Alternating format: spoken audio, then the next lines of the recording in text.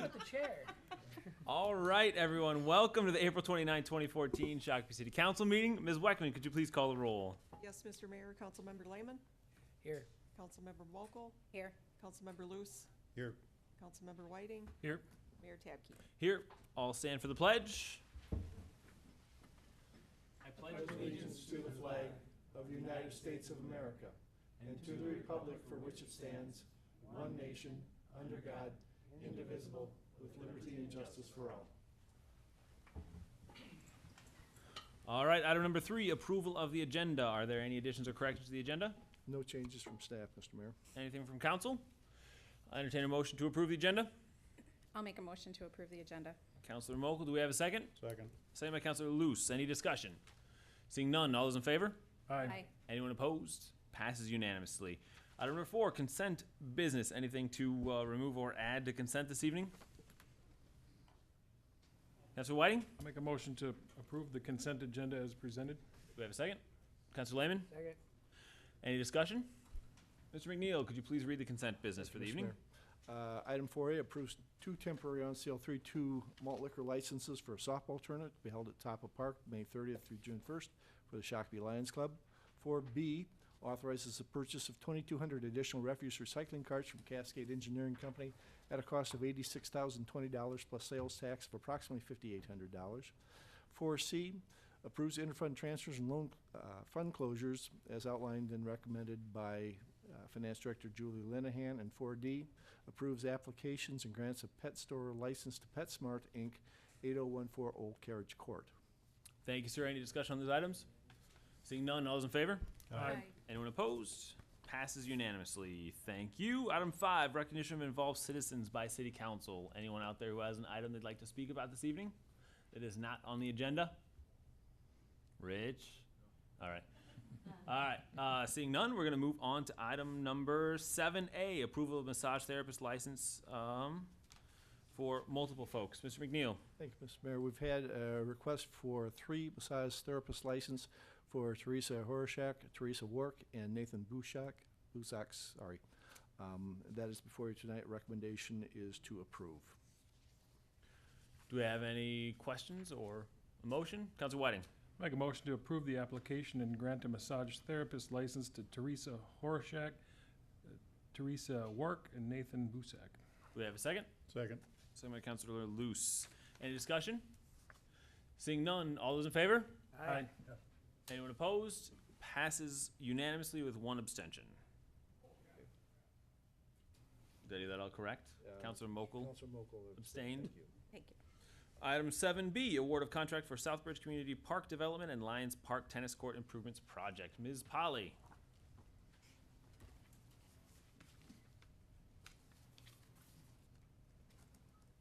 Okay, thank you, Mr. Mayor, members of council. I am back before you tonight to award the contract for the construction of Southbridge Community Park and Lions Park Tennis Courts improvements. Going back to my notes. Back in February, the City Council approved the final design, which is on this sheet here, with the one change that we were going to move the fence that went on to this eastern part of the park over to the west. So I wanted to show you this plan, and then I'll put up what the final plan looks like.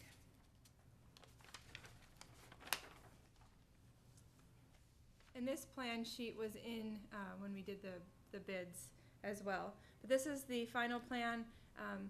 You may not be able to see it very clearly because of the light lines here, but this is the new fence line for the dog park. So anything to the west here is the dog park. This is all open parkland. So that fence follows that dog park trail here, making that dog park close to that 10 acres or a little less than as what was directed by the City Council back in February. Then also as part of that February discussion when we went to bid, the engineer's estimate came in just under $1 million, and that's what council had directed staff to keep the park under. The engineer's estimate at that time was $998,100, and then we had to include a 5% contingency onto that. We then did include some alternates into the bid documents and in your memo. You can see what that list was that we included as alternates. just to go through them, the first one, the constructing of the exterior trail going on the plan, that's from this point right here, this trail along the exterior of the park all the way over to the west entrance. Number 2 is to stockpile some excess dirt to Quarry Lake Park. We've actually, since we've done this, we are going to stockpile the dirt on site until we know whether or not we need it at Quarry Lake. So that's something that was an alternate. Then we have some soil corrections underneath that exterior trail, which we won't know until we actually do the construction of the trail, but we did have to plan for those as well. But then the other item that we had as an alternate that was discussed in February was paving the interior asphalt trail. So that's this portion here to this connection here. The park board had recommended that we, at this time, to keep the cost down, do it as aggregate. So that was an alternate to pave that interior portion. Then we have the hockey rink. An alternate was to pave it with 6 inches of concrete. Otherwise, it will be a crushed limestone, currently like we have at the Riverside Fields Park. Then we had a dog park shelter structure, which was just inside the dog, or just outside the dog park right here. To the entrance to the dog park was an alternate, as well as the interior park structure, which is located kind of right in the middle, just a little seating area that we have as an alternate. Then we have an additional trail in the all-breed dog area, so the bigger part of the dog park, this loop that we were able to add because we changed the fencing location from the original plan to add this interior loop. And in that interior loop there is a wet area, which right now we have planned as an alternate with a boardwalk. That may be the potential to eliminate that boardwalk because it may not be considered a wetland, but we didn't have time to go and assess that before the bids went out. So we bid it in there as a boardwalk, but that could be a potential savings to us if we can just do that aggregate trail. And Mr. Loney may be able to speak a little bit better to what we might be able to do with that if we don't have to do a boardwalk with the wetland. Sorry, Bruce. So we had that, and then the aggregate for the small dog area, we do have a small dog area here. In the original bid, it's just a mowed trail, so the alternate is to put aggregate down for those trails. And then a stabilization for the dog park trails, that's a stabilizing aggregate that actually bonds. There's 2 different kinds we could use, but that bonds, and it's recommended more on the steep slopes, and we do have some in this park, so that the aggregate doesn't get washed away with the water that goes there. So this aggregate that we're talking about has an agent in it that helps it stabilize to become more of a poured-in-place surface, or it's not poured in place, but it becomes more stable. And we do have Mrs. Candace Amberg from WSB here tonight that may be able to speak to a little bit more of that, as well as the design, because she was our landscape architect on this project. And then the last one was an alternate of a maintenance plan for the prairie area that we're putting in. So we did open bids on April 22nd at 1 p.m. and we did get 5 bids submitted, and the low bid for both the park and for the tennis court reconstruction was K.A. Witt Construction. That's who we are recommending tonight that we award our contract to. Their total base bid for the park was $582,845, and their total base bid for the tennis courts reconstruction was $212,232.10. Sorry, a lot of twos there. So we are recommending that we move forward with K.A. Witt for those, as well as we have some items that would need to be added to the total park project that the city is going to do with city staff in-house. And I put those on our budget impact so we can look at how this would affect the overall budget. The construction base bid of the low bid of $582,845 would be for the park that we would contract out. Then we would have an additional cost of $150,000 for the picnic/warming house that would be built by our staff, as the other recent shelters have been built in our Green Meadows Park and Riverside Fields Park. The shelter may be built this year, but most likely in 2015. It depends on staff time and how our schedules go with our crews. Then we have the hockey rink. That is including the boards and the fencing. That's what we've done on the last couple of parks, is we've built the boards and the fencings ourselves. So this is something else that we would do with city staff. The hockey rink would be built as part of the construction base bid as far as the base goes, but then we would do the fencing. It also includes the construction administration fees. This is for our staff time that we include for our staff to go out and do testing. It also includes any other SPUC charges that we might have to pay, any other permit fees that we have to pay, so that's part of what we set aside for that. And then we have deductions in there of a portion of the emergency trail. Right here, this section, whoops, I gotta zoom out, would be deducted from the park reserve fund and be paid with a different fund, just the excess amount to make it more beefed up for the emergency. We would pay the initial or the base cost for that out of the park reserve. So the total base cost, not including the contingency, comes to $791,495. We do include 5% contingency on all our projects too for change orders that may arise, that sort of thing. So we have that total base bid, if we don't add any alternates, of $831,069.75. So going to the alternates, we are recommending tonight that we move forward with alternates A1, which is paving the exterior loop, A3, which is the soil corrections that may be needed underneath that exterior loop, and the $51,200 is if we would have to do quite a bit of soil corrections. Hopefully we would not need that entire amount, but we won't know until we actually get into that soil.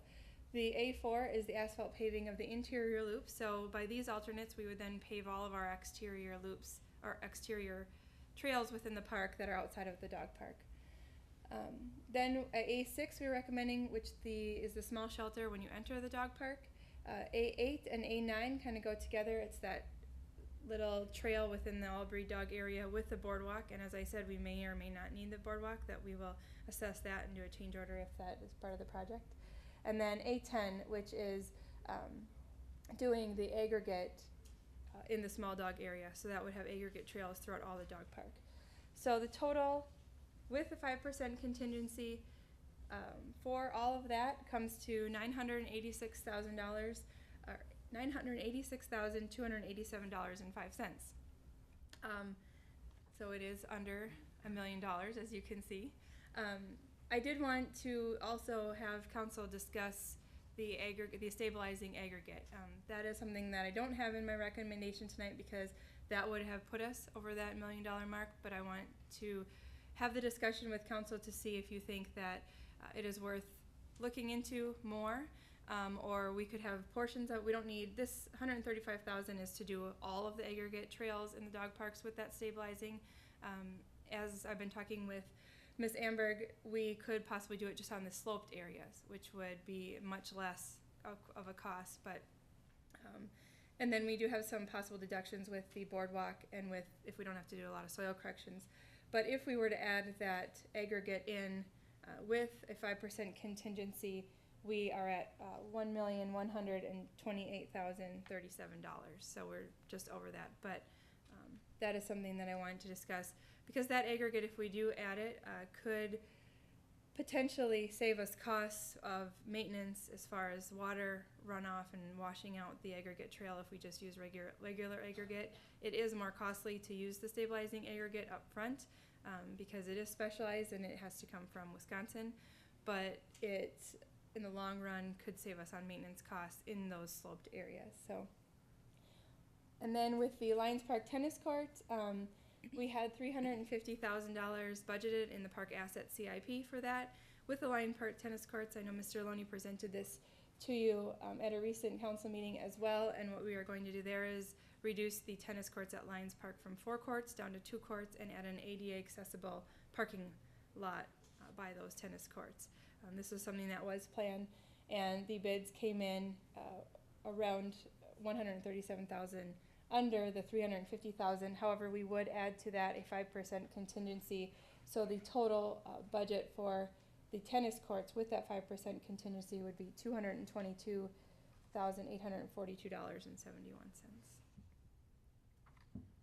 With that, I'll open it up to council comments and questions. Thank you. Any questions for Ms. Polly? Councilor Luce. There was some talk about a water fountain and some water lines that were going to be involved. Where is that at? They are in the base bid. The drinking fountain by the dog park area is in the base bid, so that was included in the original. Okay, Our contract. is there a dog fountain? I believe so, that was included in that, yes. Okay. Further questions? Counselor Mokel? Miss Polly, if we didn't do the stabilizing aggregate, how long before it would need support put into it? What is the potential length of time before it would need to be repaired? I'll let Candace speak to that. Hello, I'm Candace Sandberg from WSB. What we would try to do is if we were just to do the limestone, is grade it. So it's called a rolling grade technique. So we try and create little hills and bumps throughout the area to create little mini watersheds to kind of reduce that erosion. But it all just comes down to how much wear it gets by the people and, you know, how much impact or how strong a rains that we get during storm events. So it's hard to predict, but we would do the best that we could during the construction to reduce it as much as possible. Counselor Whiting? The stabilizing aggregate, would you use that on that hillside in the back exterior loop trail where it goes down into the swampier area? No, the areas here that we're mainly concerned with is basically right beneath the easement. So right through here are the highest impacts. We have areas that exceed 10% slope. And there's not a lot of grading that we can do beneath those easements for filling and those types of things. So our hands are tied a little bit. And so again, we would try to do the best we could to weave this in there to reduce it, but there are some steep sloped areas that we would have to deal with. As we go further north, then we get to a lot less steep slopes. So I think just a standard limestone aggregate would be fine in those areas. Further questions? Counselor Whiting? Well, I think the wet area is probably wet this week, but I think, you know, we could probably put that still in the bid to take out if we don't need it, or is that what you're looking for? Okay. Thank you. I've got a question with the stabilized aggregate. Is that the kind of thing where we could or should just wait and see where we'd need it in a year from now, kind of Your thing, and then cost put it would in be a at lot that point? higher to do Yeah. that. The nice thing about doing this now is that the prices came in fairly decently because of the size of the project. And so having a contractor do it at this time, there would be a cost savings versus if you had somebody come in later and do that. Okay. And do you know what the potential cost is if we just did those areas versus doing all of it? Possibly half of that cost. Further questions? Counselor Luce? What does this aggregate consist of? I mean, do you It's- have a sample or anything? I don't have a sample with me. It's decomposed granite, so it's like a 1/4 inch minus with fines. And then they put a stabilization wax polymer material in with it. And they put that down over the top of class 5, so the normal class 5. You use water. The water will actually make it bind together tighter. And then they roll it and tamp it, and it becomes almost like asphalt. And so later on, as you start to see wear, all you have to do is till it up with a tiller, re-wet it down, and then recompact it again. All right. Further questions? All right. Thank you very much. Great job. Do we have a motion? Let's find it.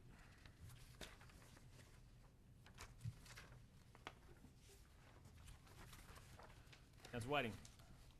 I'll make a motion to offer Resolution 7443, a resolution to the City of Shakopee accepting the bids for the construction of Southbridge Community Park and Lions Park Tennis Court improvements to K.A. Witt Construction, including alternates A1, A3, A4, A6, A8, A9, and A10, and also add the use of the stabilizing aggregate as needed in the construction and move its adoption. I will second that. Second by Counselor Mokel. Just a quick question about the motion. Do we need to have a dollar amount? I'd prefer to have a dollar amount for the stabilized. It says 150,000 for the full bid, It's 135. 135, so what is that, half of that is 50, we'll say 75,000 in the bid. So up to $75,000 for A11. You okay with that, Ms. Moulton? Yeah, I'll second that. And Counselor Mokel is okay with that. Is that clear? Yes. For everyone? All right, any further discussion? All right, seeing none, all those in favor? Aye. Anyone opposed? Aye. Passes 4-1 with Counselor Lehman in dissent. Okay, thank you. Thank you very much. I was extremely pleased to see how those numbers came in. That was very good. Yeah. Thank you. Now we're going to move on to item number 8A, presentation of garbage recycling transition plan.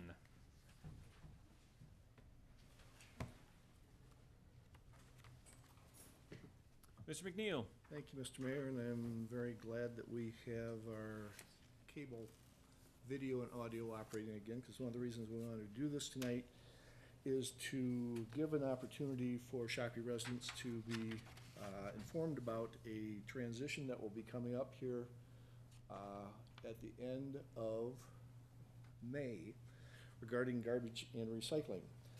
For the benefit of those who have not followed this, and I know we have a couple of council members who are new, since some of these decisions were made, I'm gonna take a few minutes, if you'll allow me, just to kind of go through where we are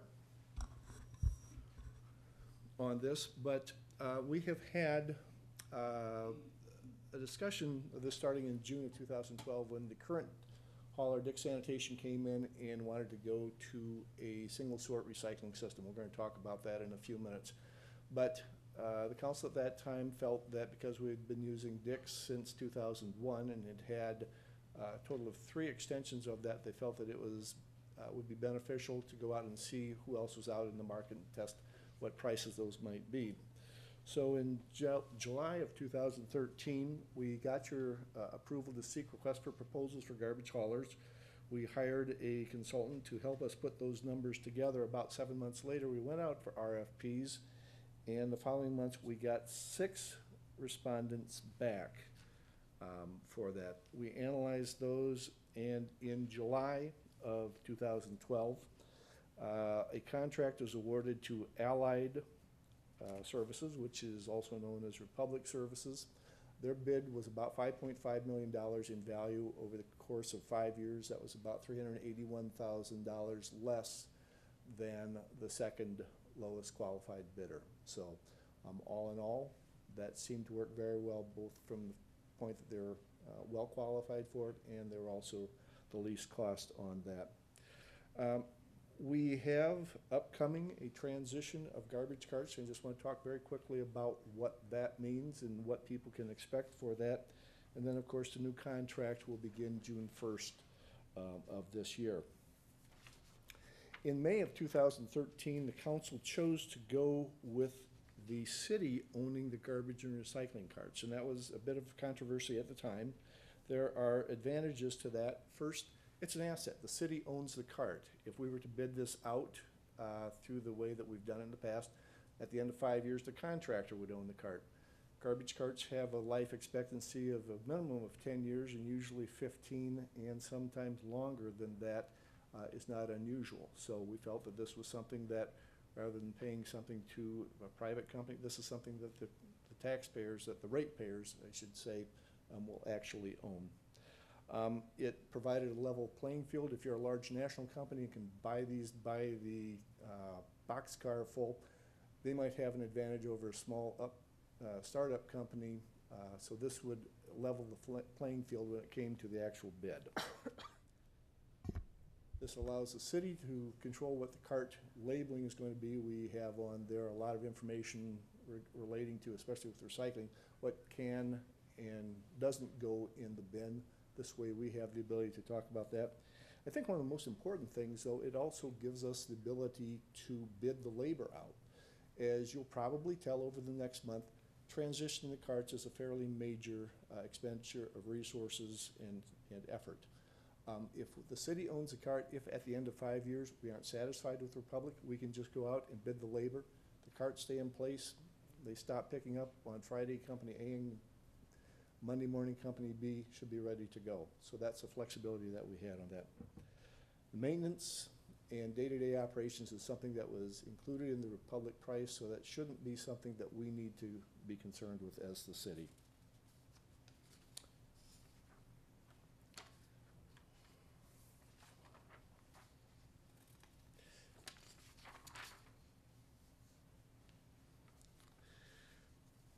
regarding the garbage and recycling carts, we put the bid specifications together for that. In January of this year, we got 5 respondents back. We went through actually we went through 3 national purchasing cooperatives, so we think we got some very good prices on that. The award went to Cascade Engineering. The funding on this, it's going to be a fund from the Sanitary Sewer Fund. We're going to amortize it over 10 years. Your decision at the time was to go with a 1% rate of return on that. The cart fee is going to be about 39 cents per cart per month. Together, that's 78 cents per household. We did an analysis back when we took the when we did the RFPs for the garbage haulers. We had them bid, they're supplying it and the city supplying it. And on average of the 5 haulers, they would have added about $2.28 per household per month for that. So you can see the difference between 228 and 78 cents is where a lot of the savings is coming from. There are 3 general sizes. 95 gallon is the default recycling size for single family homeowners. 65 gallon is what is going to be the recycling size for townhouses. Generally they have smaller garages. And then while it's not being used for recycling, we also have a 35 gallon container for low volume users on that. The difference between the standard recycling and the garbage is just the yellow lid. It's what we're asking people to keep in mind as they go through and sort those. Garbage pickup will continue to be weekly. I should also say if you have a 35 gallon or a 65 gallon container, you'll get a 35 gallon or 65 gallon garbage containers. It'll be the same size as what you currently have. And as I said, the 95 gallon, 65 gallon will be for townhomes.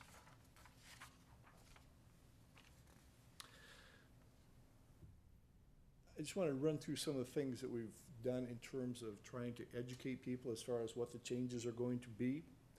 We've had a lot of information up on the city website. You can go there and see frequently asked questions. We've done city e-news, we've posted on Facebook, we did direct emails to townhome associations. We have cable channel public service announcements. We'll take 2 minutes and see one of those in just a moment. Last Saturday, we handed out information, spoke to 350 cars as they came through cleanup day line down at Public Works. We're calling that a linear town meeting on that, but I would say probably about 10% of people hadn't heard about it, and that's one of the things that we're trying to get out over these next 3 or 4 months. Shakopee Public Utilities had a stuffer that went out last week. Dix will also have stuffers in their last billing.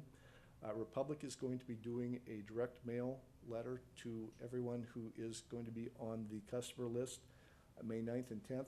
We are going to do for those people who either pay their garbage services electronically or don't open envelopes until weeks later. We're sending out a yellow city postcard that says new garbage hauler, and it'll have information on that as far as where to go for additional information. Dix is also going to put postcards on their carts. We're going to do press releases, and we're going to do Shakopee Valley News commentary about mid-May. So I hope between one of those methods, people are going to find that there's a reason why they got a new black and yellow or an all-black garbage container either the week of May 19th or May 27th, and why the Memorial Day week they need to leave their Dix containers, the blue ones, and if you don't want to keep the blue or red recycling bin, to put that out there. So there's a number of things that we're trying to get out, and so that people are aware of that. Before we go to the video, I do also want to mention the fact that Dix has done a great job for the city. They've been here for 14 years. I can't think of more than a handful of issues that I've had that they couldn't get dealt with over the past time that they've been here. So they've done a marvelous job. They've been very professional even through the transition. I am assured that Republic is going to offer the same high level of service for that, but I did want to make that mention for Dick's. So, with that, this is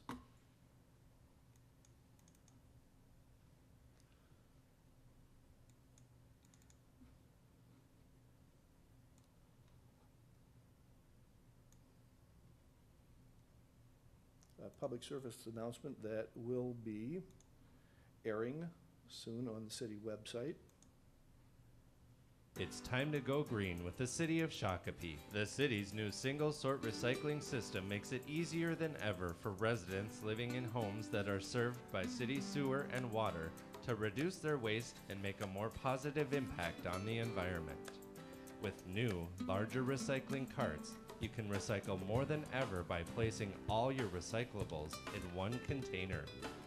So, what are the items you can place in the cart?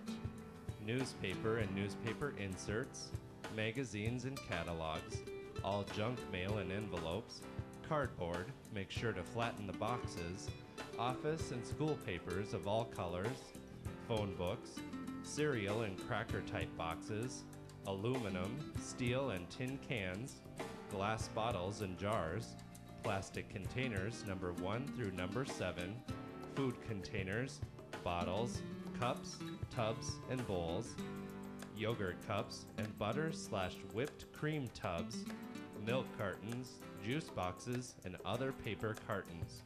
What are the items you cannot place in the cart?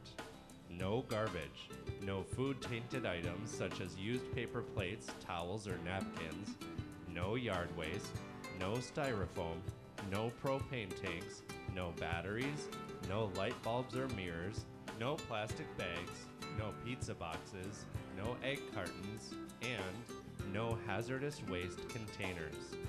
For more information, you can contact Republic Services Customer Service at 952-941-5174 or visit www.republicservices.com, or you can contact the City of Shakopee at 952-233-9300 or visit www.shakopeemn.gov. Thank you. That's the sort of information that we're going to be getting out. We have tonight with us Rich Herstein, who is the Senior Area Manager for Municipal Services for Minnesota, Wisconsin, and Iowa. And I'd like to have him come up. He can introduce himself a bit more detail and talk about his company, and then we'll stand for questions. Thank you, Mark. Members of the council, citizens, and everybody else out there, how are you? Thank you for having me here. I'm able to talk a little bit about some of the recycling things and the rollout of the program to you very quickly. And then I'll be able to answer any questions that you might have regarding the rollout or any other questions about this program. I wanted to talk, Mark referenced mailers and things that were going out to talk to the residents about how things were going to be handled.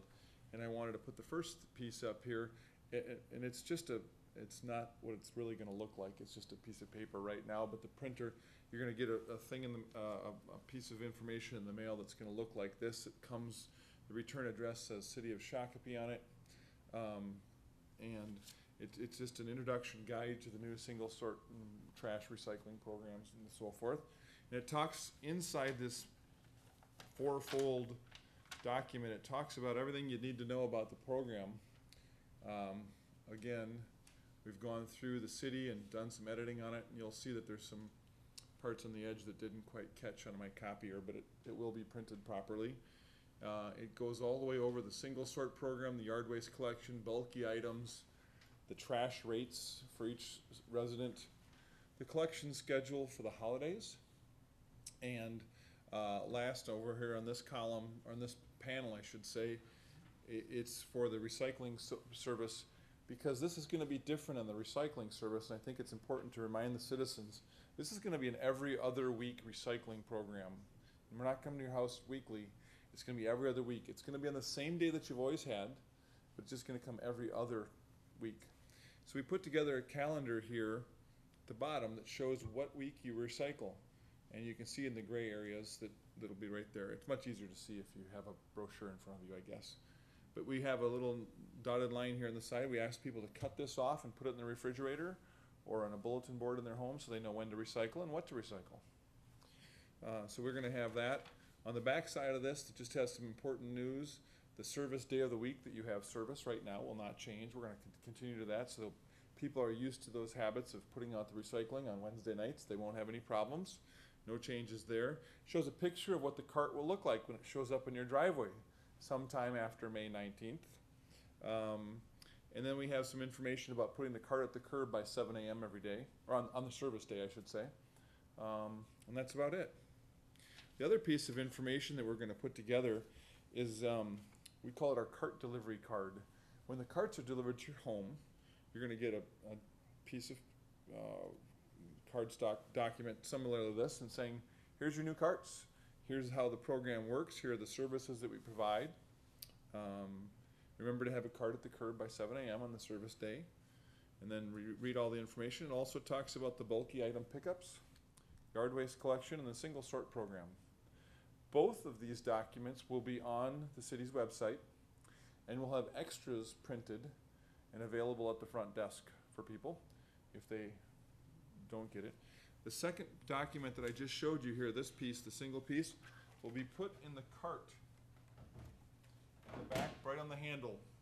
So when the carts are delivered to the home, they'll come up, and if they grab the cart, because they'll probably know about it by now, this piece will be sticking out, and it'll be right there in their hand so that they can take this and put it in their home as well. Just some more information if they don't get the mailer, or the 17 other pieces that we put together. We put together a map of the recycling areas. This is just nerdy garbage boy rich map here. It's not the nice fancy one. But these are the different areas in the city, Monday, Tuesday, Wednesday, Thursday, and Friday. It's very difficult to read, so don't even try to read it right now.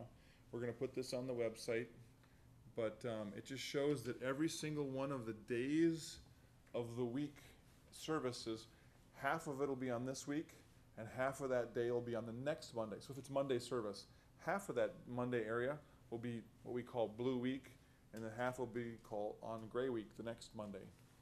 So it's a very simple thing. It makes it very easy for people who were out of town, forgot to put the card out. Can you come and get it for me? So we can just come the next week and grab it because we're right there in the neighborhood. It's very easy. Keeps the trucks off the streets then too, just 26 times a year versus 52. I think that's about it that I had. Mr. McNeil, is that pretty close? We're talking about the single sort recycling and what's included in that. Were we going to talk about that, or is that pretty much covered in the video? In the video, if council has other questions on that, this would be the guy to ask. Councilor Whiting. Rich, you mentioned alley pickup, or curb pickup, and I just want to clarify that if you have alley pickup, you still have alley pickup. Great question. That is exactly right. We're not going to change anything for anyone, except for the every other week recycling part of it. Okay. But yes, you're absolutely correct. And another question, if I may, you had mentioned, looked in the ad, it talked about yard waste pickup. Yep. And I think it was $62 a year. Yes, sir. You call a customer service and sign up for that program? That's a subscription service that is above and beyond the normal services that are provided. It's not part of your monthly service. Right. And you can just sign up with us. It's very easy. The phone number's right there, and it's $62 a year. And we'll give you a recycling, a yard waste cart.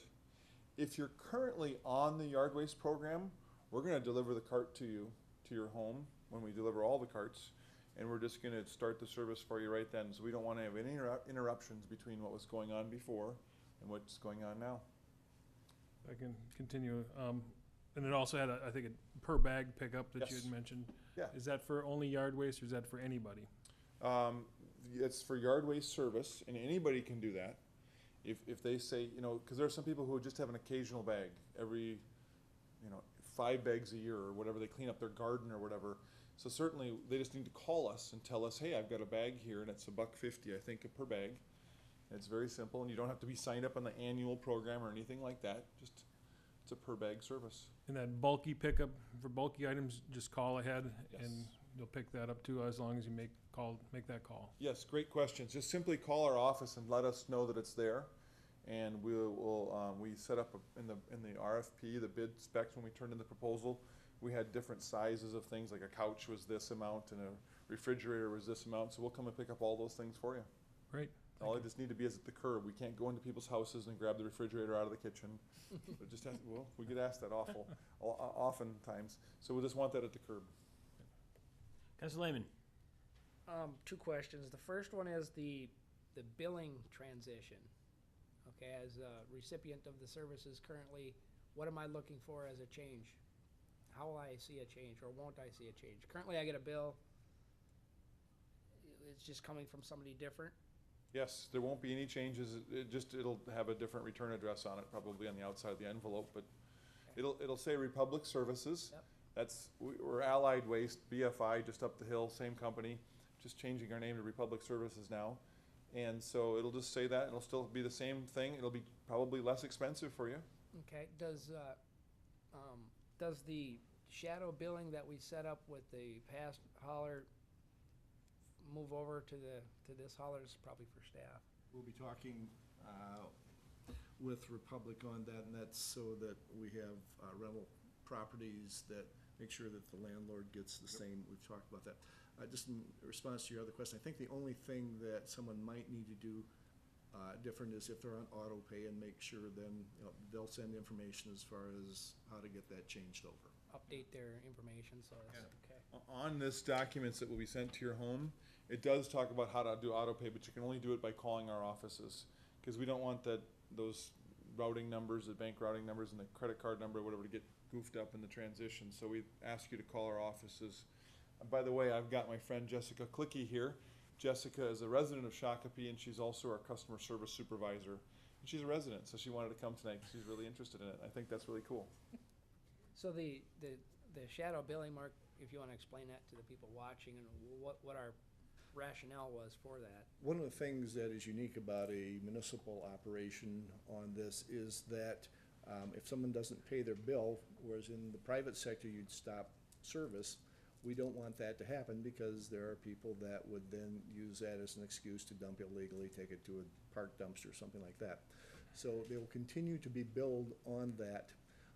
At the end of the year, we send out assessments notices and tell people they've got an opportunity to get this settled up before X date, usually in October. And if not, then there's a public hearing and it will get assessed to your property. What we found in the past is that sometimes there are tenants who don't keep their landlord up to speed on what it is, and they move out, and the landlord is then stuck with their garbage bills. By sending out a second bill, just so that the landlord is aware of what's going on at the rental property, they aren't surprised if someone is out there and one they haven't paid, or if they've thrown out the hide-a-bed in the basement or that sort of thing, and expect that to get paid by the landlord. So that's one of the things that we found over the years works better. Then my last question, Mayor. Mhm. Is the yard waste service that you provide roughly the same in price as what the last hauler was? I think you were 62, they were 48. Oh, okay. We were 62 for the annual fee, and Mark just informed me that your previous hauler is $48 per annual. Just people are asking if they're going to have that service or not. And tell them. I think the difference is they will be dropping off the yard waste carts, and it will be closer to the blue that's in the lid over here, just so that people don't get them confused with the other two. Yeah, there'll be blue carts, and they'll have yard waste on them, stickers or whatever, not yard waste on them, but they'll have stickers that say yard waste on them. Yep, there's probably no yard waste on them, no. They'll be brand new carts. Mark, can you explain what folks should do for the next month with yard waste, please? Yard waste is something that Dix has notified people on. It didn't make sense for them to deliver the carts for the 6-week cleanup before June 1st. That's assuming that we ever get it dry enough that we can get yard cleanup done. But they should either use compostable paper bags that you can buy at any home improvement store or hardware store, or if they have a 30-gallon garbage can, they can put that out, and that gets billed on a $1.50 per bag basis. Further questions? All right, I just have one other one. If what happens with the folks who don't get their Dick's carts out to be picked up? Thank you, and I wanted to end with that. Unfortunately, we are having Dick's pick up the last week of May, and that is Memorial Day on Monday. So if you're like me, you always put your cart out the night before and think, we're off a day this week. So beginning Tuesday the 27th, we're asking people to leave their blue Dick's wheeled bin out, and if they don't want the red and blue recycling bin, put that out as well. That will be picked up shortly after the garbage is dumped for the last time. If they miss that, there will be an opportunity for them to bring it down at no charge to Public Works during normal hours, or on Saturday, June 7th, I believe, from 8 a.m. until noon. We'd make sure that they get a receipt for that, because they will be billed if the cart doesn't come back on that. And if they if they have a desire for more recycling bins, people are also welcome to bring unwanted ones down there, and if you want to take some with you, you're welcome to do that as well. But that will be something we want to make sure that people understand. If they're going to be on vacation that week, leave the cart there curbside before they leave town Friday night, so that it can be picked up the following week. So they'll be picked up immediately following the garbage truck as it's going around? That's the way it's, Hopefully shortly thereafter, I mean within a few hours. okay. Councilor Lehman? If you have alley pickup, do you still wanna put your empty one after pickup out on the street? Wherever you normally would have your pickup, that's where they're gonna go. All right, any other questions? May I just give our phone number if anybody has any questions that's watching at home? Please do. Okay. Our customer service department is located right in Eden Prairie, just up the hill. And our customer service phone number is 952-941-5174. 952-941-5174. And we will gladly answer any questions. We've been through this with all of our teams, our operations teams and our customer service teams. We've gone over the frequently asked questions. We've gone over everything aspect about our service. So they should know most questions, about to handle most questions. Perfect, thank you. And for everybody at home, the Shakopee website has, shakopee.mn.gov has a ton of great information and can answer pretty much any question people have. They've done a great job of getting a lot of helpful facts on there. So also you can go to shakopee.mn.gov for a ton of information regarding the transition. Anything else, Pixton Review? None for me. All right, thank you very much. Thank you. Item number 8B, discussion of future use of and plans for City Hall. Ms. Wilson. Thank you, Mr. Mayor. Give me one moment here.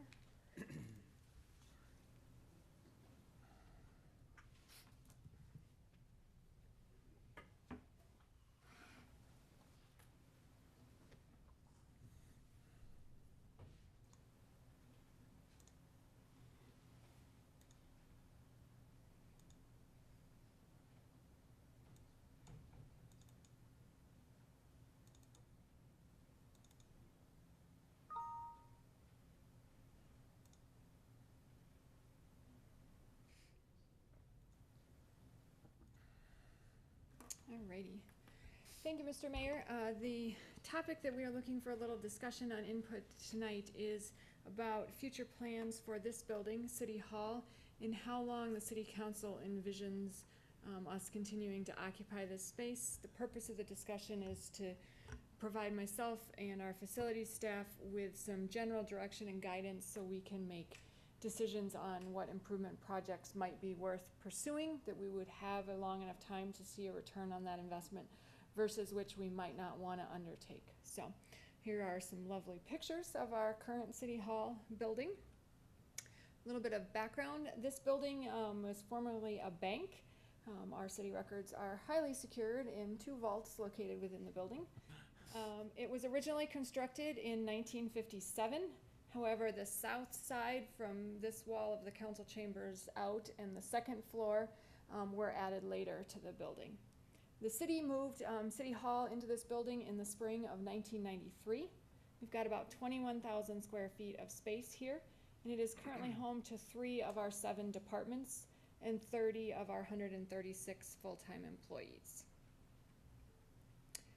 In 1993, when we moved into this building, the city had a population of about 13,000 people. So we were a community about 1/3 the size that we are today.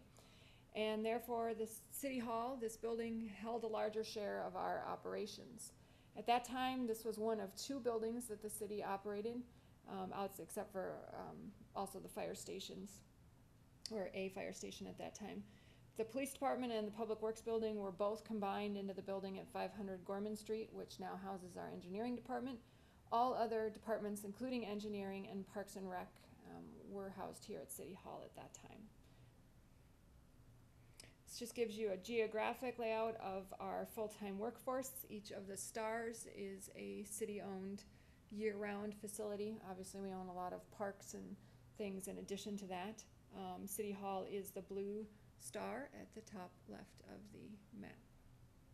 And you can see the disbursement of our full-time workforce in the numbers down at the bottom. A couple building factors to frame our discussion. I think I would argue that these are factors for any business or organization or operation as they look at their building needs. One would be location. Number 2, space in terms of square footage. 3, the layout, the functionality of that square footage. Can you put staff that work in the same departments in the same general area of the building, or do you have departments that are spread out wildly? Do you have the people that need to interact with the public in easily accessible portions of the building versus in, back corners or basements or that type of thing?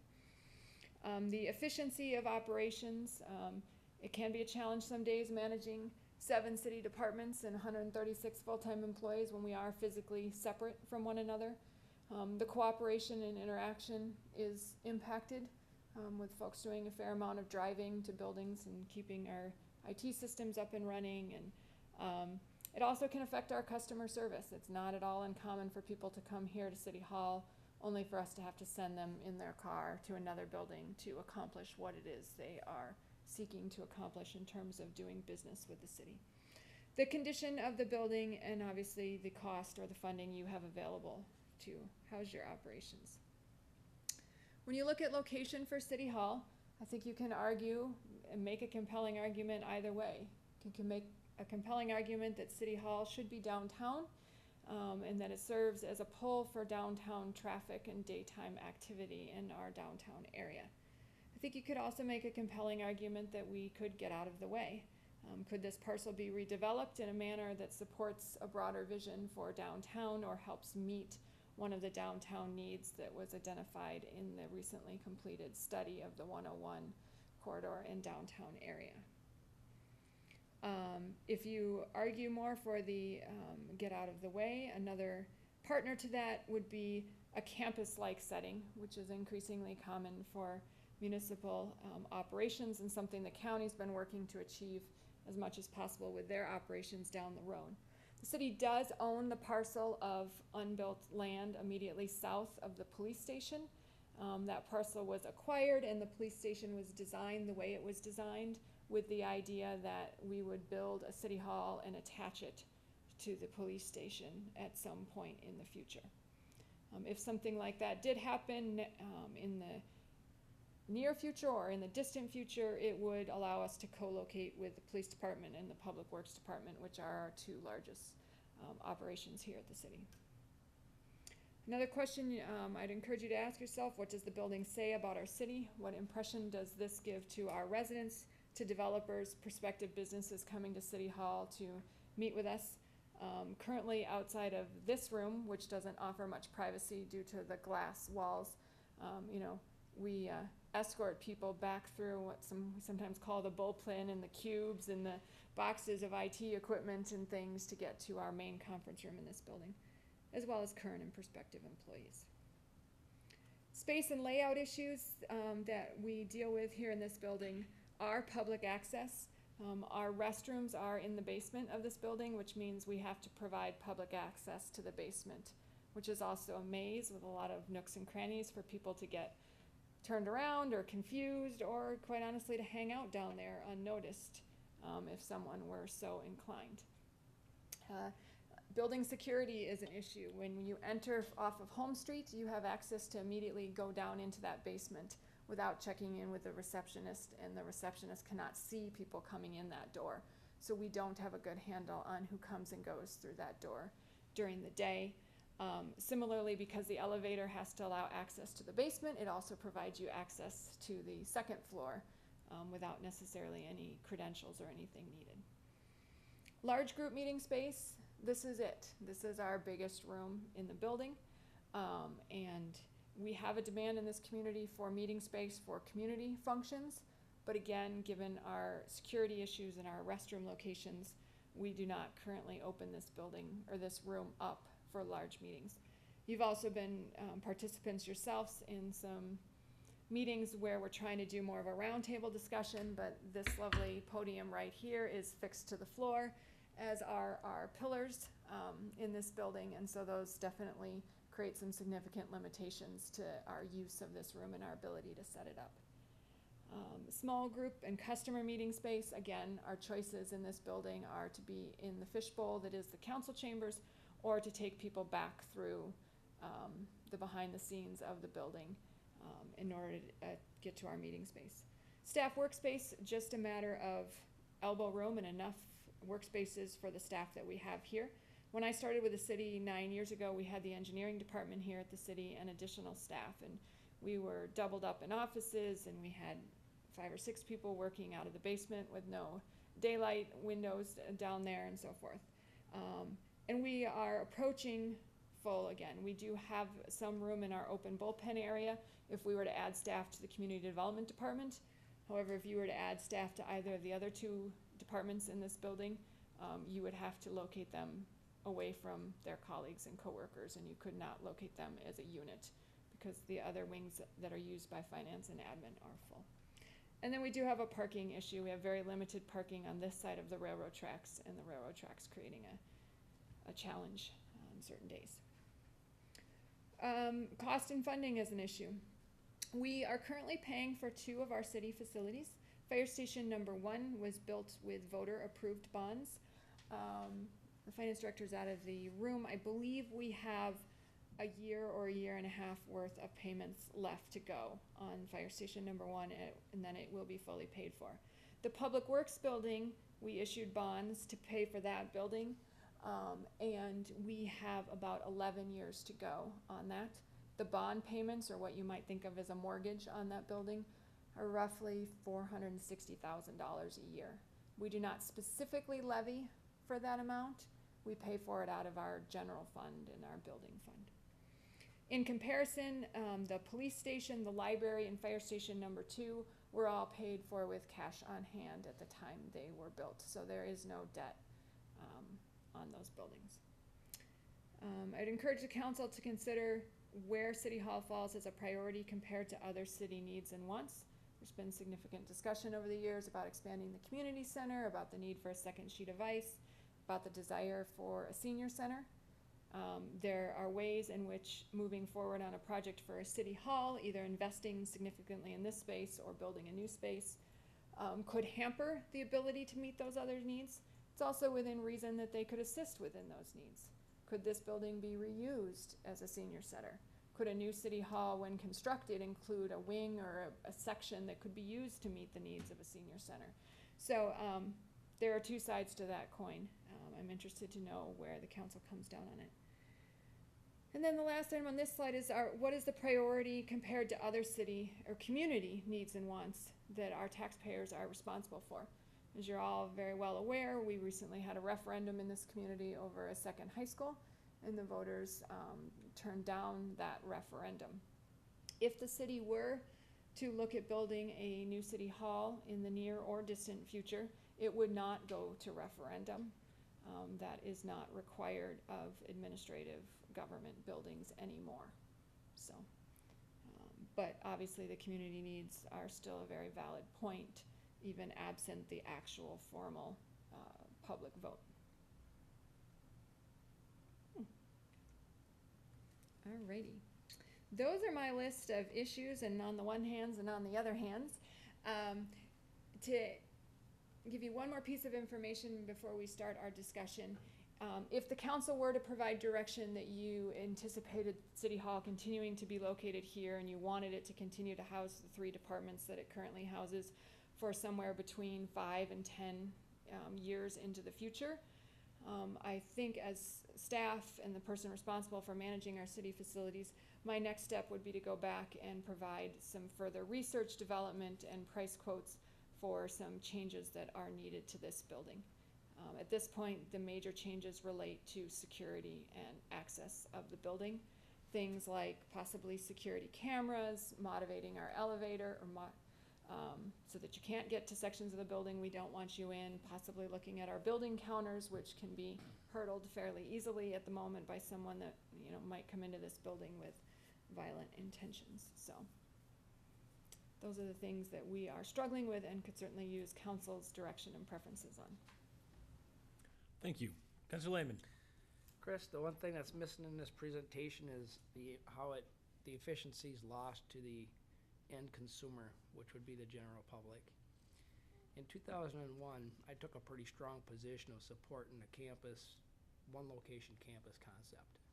And I still hold that same vision, where we bought the property and we put the police department there and engineering and public works all in the same location. And there's some rationale that I actually believe in that, whereas a person, individual, whether they're a developer or somebody that's a citizen in Shakopee is looking for a service from the city, they can go to basically one location, and if they're in the wrong building, it's right across the street or next door. So there is some efficiencies there, or if you're at a counter and you're building permit, you know, you've got engineering questions, you got planning questions, these people are all right there, and you can get them working together, and I think it's just more efficient. I do support that plan to this still. I thought City Hall would be there by now. And I think the economy didn't help us in that. I haven't looked at the building fund lately, but that would be my funding source for moving to that location. And I would say I wouldn't put a whole lot into this building, because it's still my goal is to move it over there. Timeline, that's a tough one. I'd like to see it, you know, within the next 5 to 7. You know, depending on what the economy does. That's just my own personal feeling. The economy kicks back right away, sooner. And then we have options for this building, whether it's a sale or using it, reusing it, or whatever. So that can be discussed at that time. That's just my thoughts. Other thoughts? Councilor Whiting. Yeah, my question was gonna be on the building fund also. And you said 10 years left on the Public Works building? I think 11. I think it pays off in 2025. Okay. That might be our timeline window. I don't know how long something like this would take to plan and build and.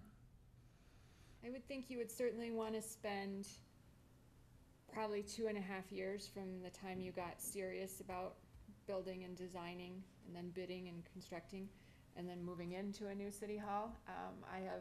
Was very involved in our Fire Station number 2 parcel, but that's not a operation of this size.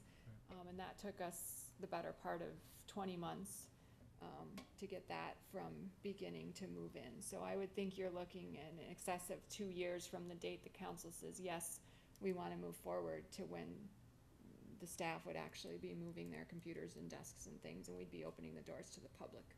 If I may continue, I'd hate to hinder any, you know, community center developments, or, you know, you mentioned senior center. I'm all excited about that idea. In this building, I think the best thing we could do for downtown is make it a parking lot. But that's my opinion. Not very Other cost thoughts? effective. Not cost effective, but the best for downtown. Councilors Mogul, Luce? I foresee us moving forward with a new city hall. I think that because of the space, it constricts everything that gets done here versus going to Gorman. And I think just all of the points that you said that we need to move forward. I think if we're gonna move forward, I think we also need to look into making it sustainable building. Looking into maybe even LEED certification as well, and seeing what that adds to the cost. Councilor Luce? My 2 cents, I'm in favor of the same thing, but I would like to see this building recycled. I would like to see it worked into the downtown streetscape. You know, somehow or another, somebody pick it up and redevelop it into something useful. It's a solid building, you know, parking lot's a little. But, Small.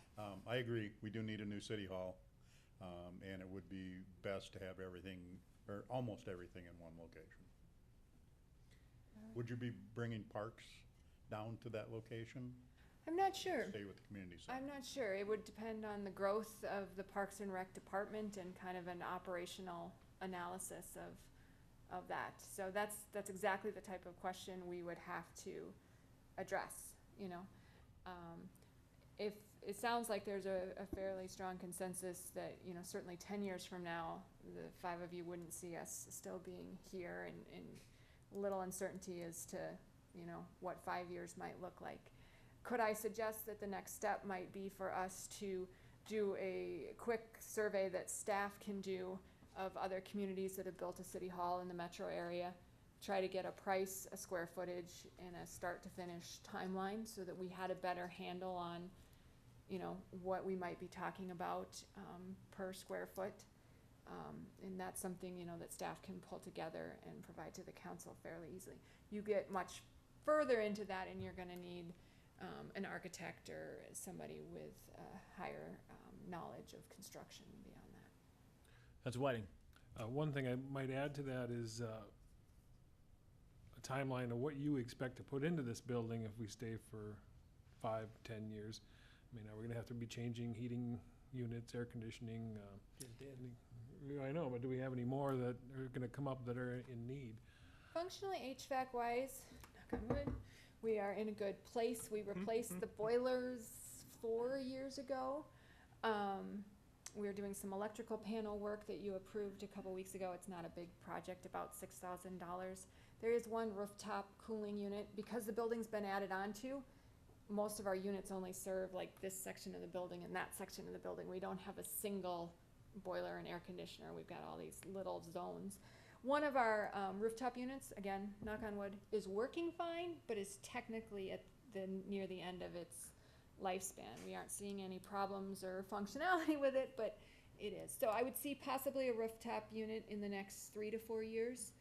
The carpet in the basement is absolutely threadbare, and so, you know, that might need to be looked at, but.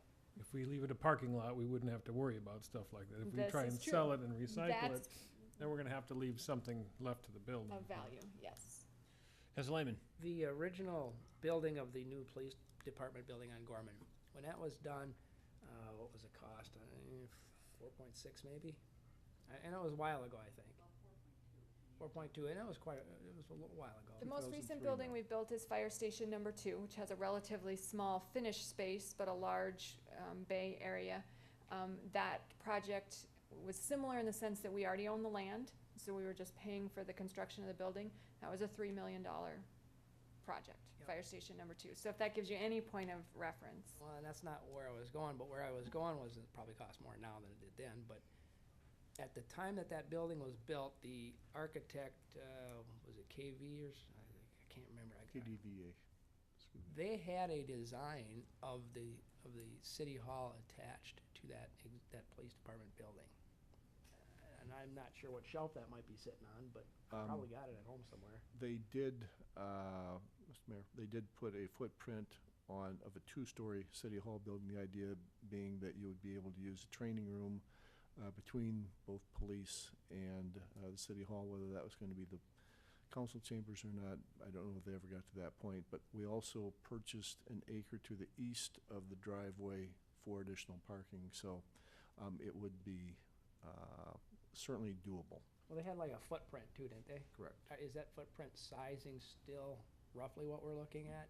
Because that showed the land, it showed the existing building, and then it showed the footprint of what we're looking at in the future, and how it fit on the property and how it flowed and stuff. And if that size is still the size, then I would say try to take that footprint and that information with looking at other communities and kinda get in a rough ballpark and stuff.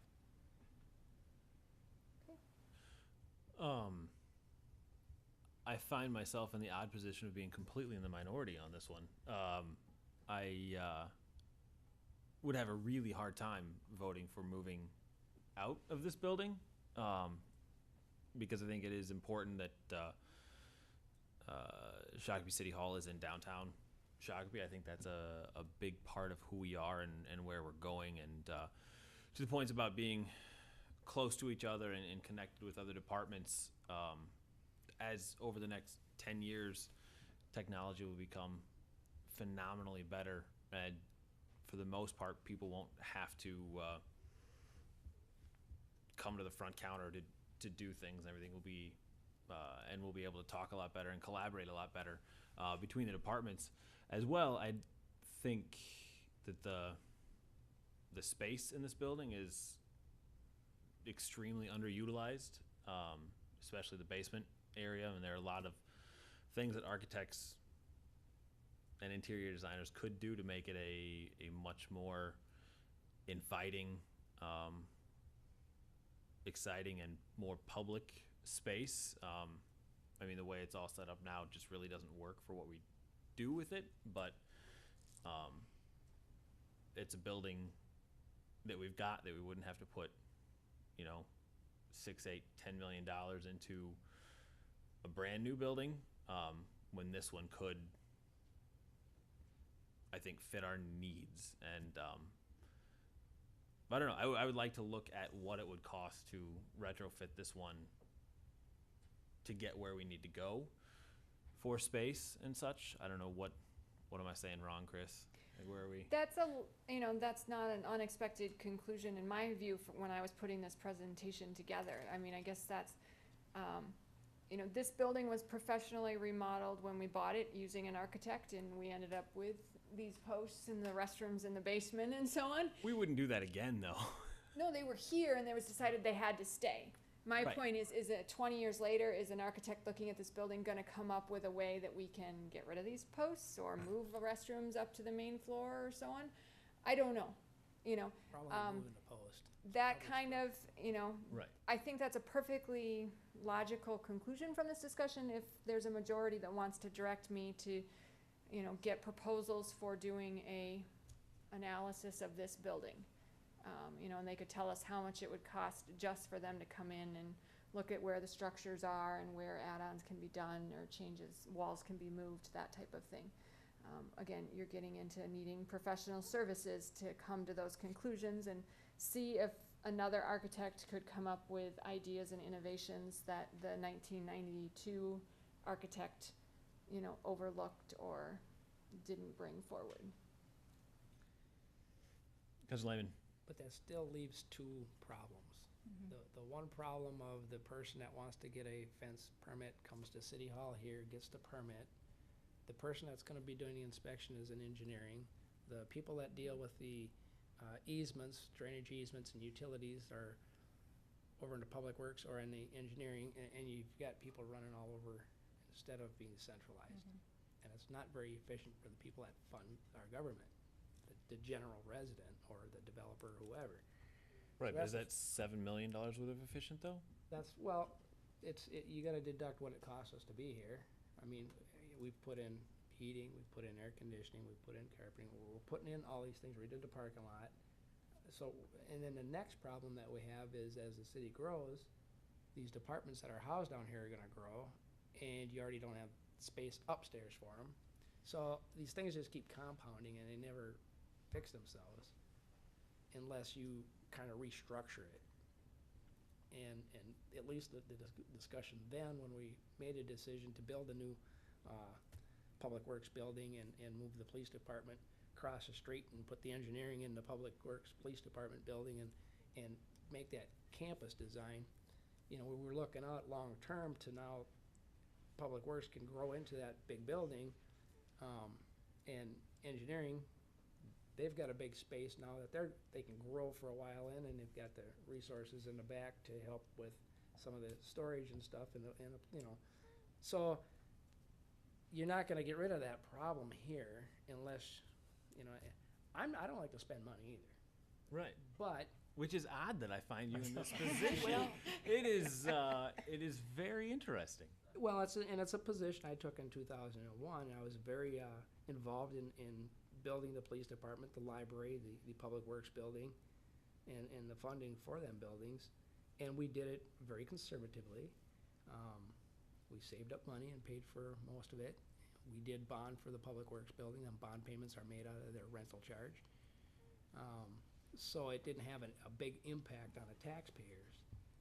So it can be done, and a benefit to the taxpayer is they can actually get things done efficiently and not have the stereotype of government being a cluster mess, which sometimes it is, and sometimes it is because of situations like this. When a guy comes here, gets a permit, and then has to go across town to another department to talk to somebody else, and then go up to the house and wait for them to come out or whatever, and then when they come and you have a question, the guy already left, you come back down here and they say, no, he's from over there, and it's like, can't you guys get your stuff together? Just tell me where I need to go, That does happen. And that's not how I, as a taxpayer, want my government to function. Okay, Councilor Whiting? We put up the first slide you had on your thing. The pictures? There you go. Now, we kind of talk about historic downtown. This has a unique history look to it, but it doesn't fit our downtown. So, having said that, it's still a efficient building and everything, or it's a functional building, I'll say that. But let's say, aren't we glad we sent the mayor out to San Francisco to talk to Shutterfly rather than bring Shutterfly down to look at our, come to our city hall? It just looks, it's just unprofessional, I think. Bring them to the bank. It was fitting. They It were asking worked. for money. It's It a worked. bank. It worked. But, we have to think about that too. We've done a great job using this building and saving money over the years, and this building does not fit downtown. It has a unique look to it, but it's not the downtown look and character and feel that we want to have. That's why I suggest the parking lot. But you could do things to make it look good downtown too, but that's going to cost even more money. But I don't think, as a growing city, we're going to be able to overbuild, rebuild, remodel this building to the needs that we're going to be able to use it. We can make the cubicles a foot smaller, You'd have to move departments out and then centralize this just as administration. And then where are you gonna put all these departments that, planning that you move out or? And bathrooms, handicap accessible bathrooms that are decent enough for the employees on this floor. I don't see it. Councilor Mokel? The other thing is you're displacing 30 workers while you're waiting to retrofit this building. And then it's what do you do with them and how long is that going to take? So I think that moving them twice doesn't make a lot of sense either, and it's not in your cost there. Yeah, if that's the direction everybody wants to go, that's fine. I would rather, if we're gonna spend, conservatively, $8 million, am I fair saying that, on the I wouldn't consider Low that too end? conservative. I think No. that'd be a healthy budget. In my, Okay. just my initial reaction, I think that'd be a healthy budget for a new city Okay. hall, but So, there's a lot more work to be done. Cause we do already own the land. all right, so millions of dollars, I would much rather add on to the community center. I think that would be a much better use of our taxpayer dollars of getting a true locus of community space that will serve an extraordinary amount of people, because the amount of people that come down here for deck permits and fencing permits and all those kinds of things. The people who use this building for that kind of stuff is, there are people throughout the day, but it's minimal compared to the number of people that would use the community center or do use the community center, especially if we had more facilities there. So I would much rather see true community space built, and I don't know, maybe this is the kind of thing that could be built at the community center. I'm not sure if that makes any sense at all. Instead of because I don't see a lot of synergies between being close to Public Works and the the police department with everybody. So I'm not sure if that makes any sense at all. But I don't know. I have a Dual-purpose sheet of ice, council chambers. yeah, exactly, exactly. When we Roll get on tired of skates. listening to people talk, we can toss them out and toss them the other end. You're doing all the talking. I am not. And so, do we want to look at this building at all, or are we done here? Councilor Luce. I still think it's a good building, it's usable, but I do believe anything we do here is a Band-Aid. We're not looking out into the future. If we look into the future, we have to build something that's gonna properly house all the departments. And the only place to do it is the land that's available that we already own. I agree, I'd love to see City Hall stay downtown. That was the big fight when it moved here from its original position. It's just not possible, you know, short of tearing this building down, revamping it, and putting everybody out for, who knows, 2 years. At what cost is that gonna be? You know, and we're gonna have city government that's almost dysfunctional for 2 years. And we'd So many still- jokes, but I'm not gonna go there. Councilor Whiting. Last comment, if I had to choose between putting money at the community center and City Hall, I'd take the community center every time.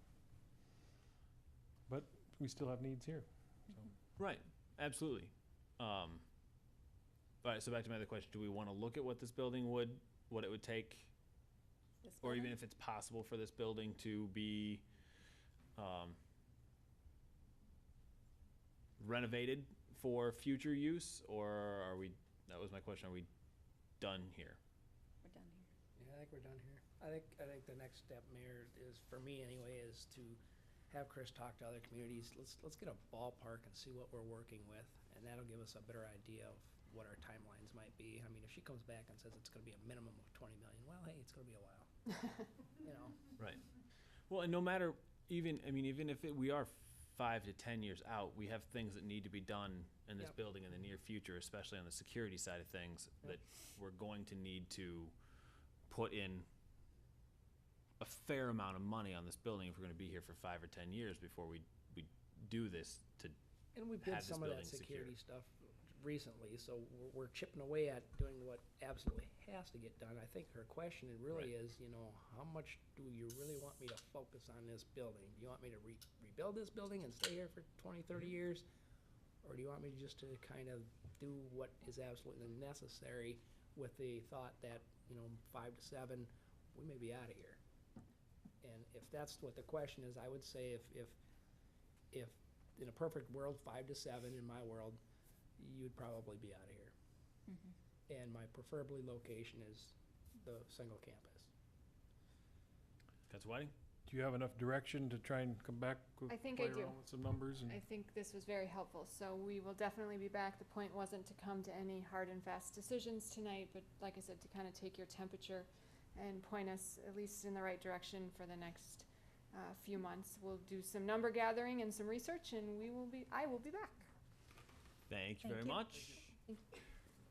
All right, 8C, discussion of lining of individual sanitary sewer service lines. It wouldn't be a night if we couldn't talk about sewers. Bruce gets excited. It'll get you off of whatever else you're talking about. Let me bring in our PowerPoint here. I want to introduce Paul Pascal. He's somebody I've worked on committees with the American Public Works Association for a number of years. He's kind of an expert in the field of lining of pipe.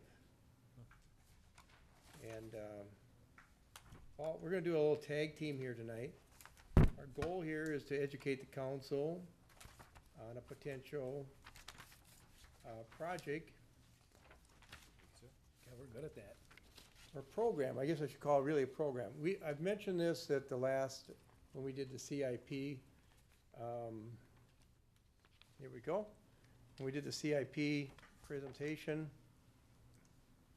And we have quite a bit of funds in the sewer fund. And looking at some areas that we could spend money on that, this is one of the programs. And I'm gonna give you some background information of why we wanna do this, or what's the history of this potential program for really looking at private sanitary sewer service pipe rehabilitation, or really lining those pipes. And I can just move ahead here. Do I have to do this?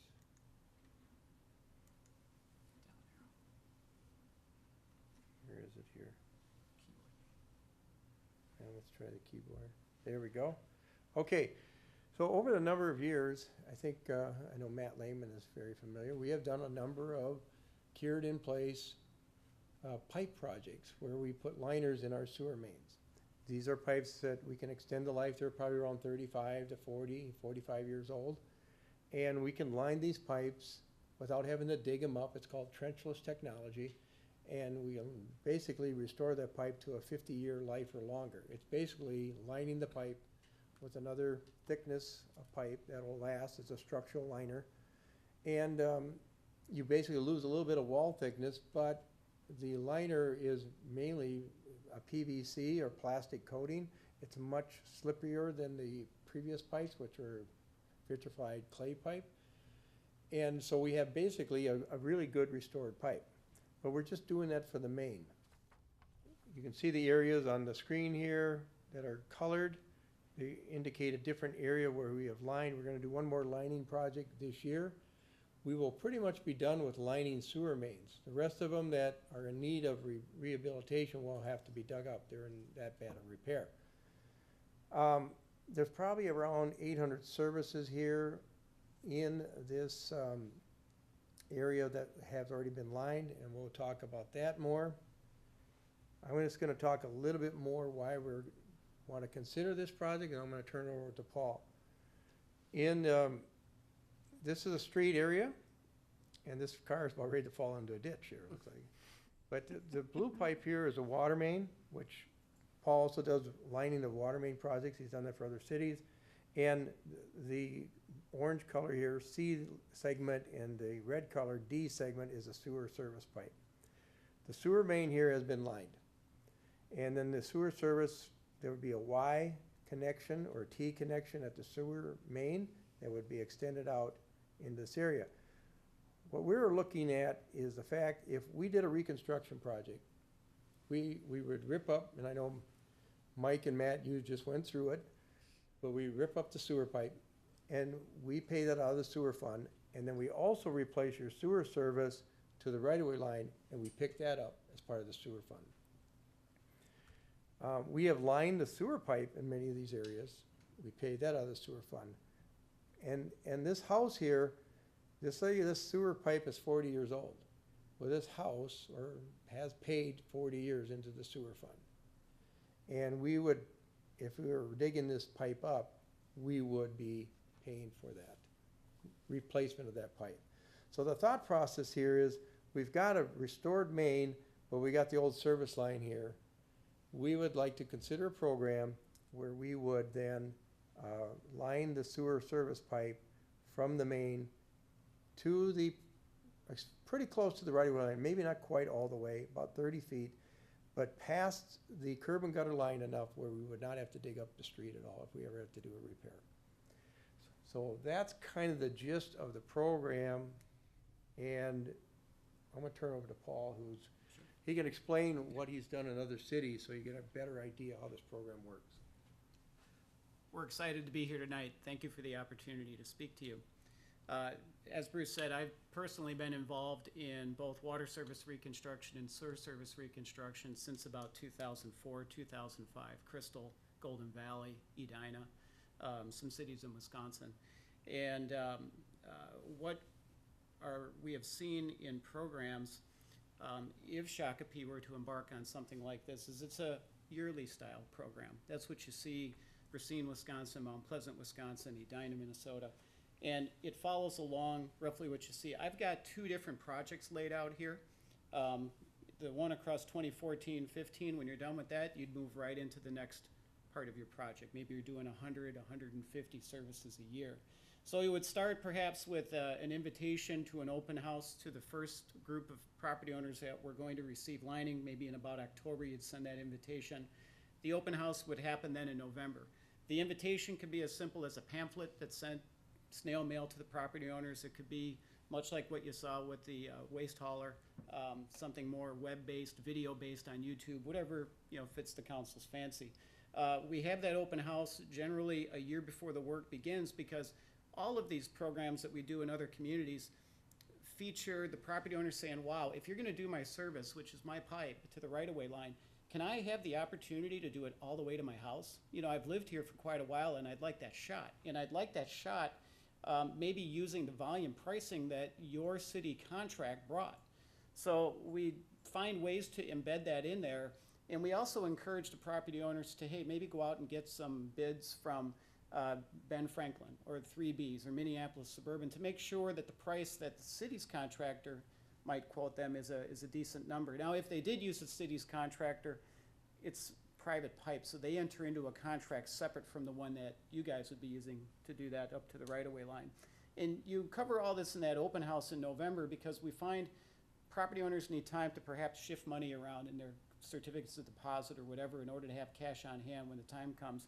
And if you spring it on them too late, the criticism oftentimes comes back, hey, you didn't give me a chance to get my money out of something that wasn't liquid into something that was. Okay, so that's October.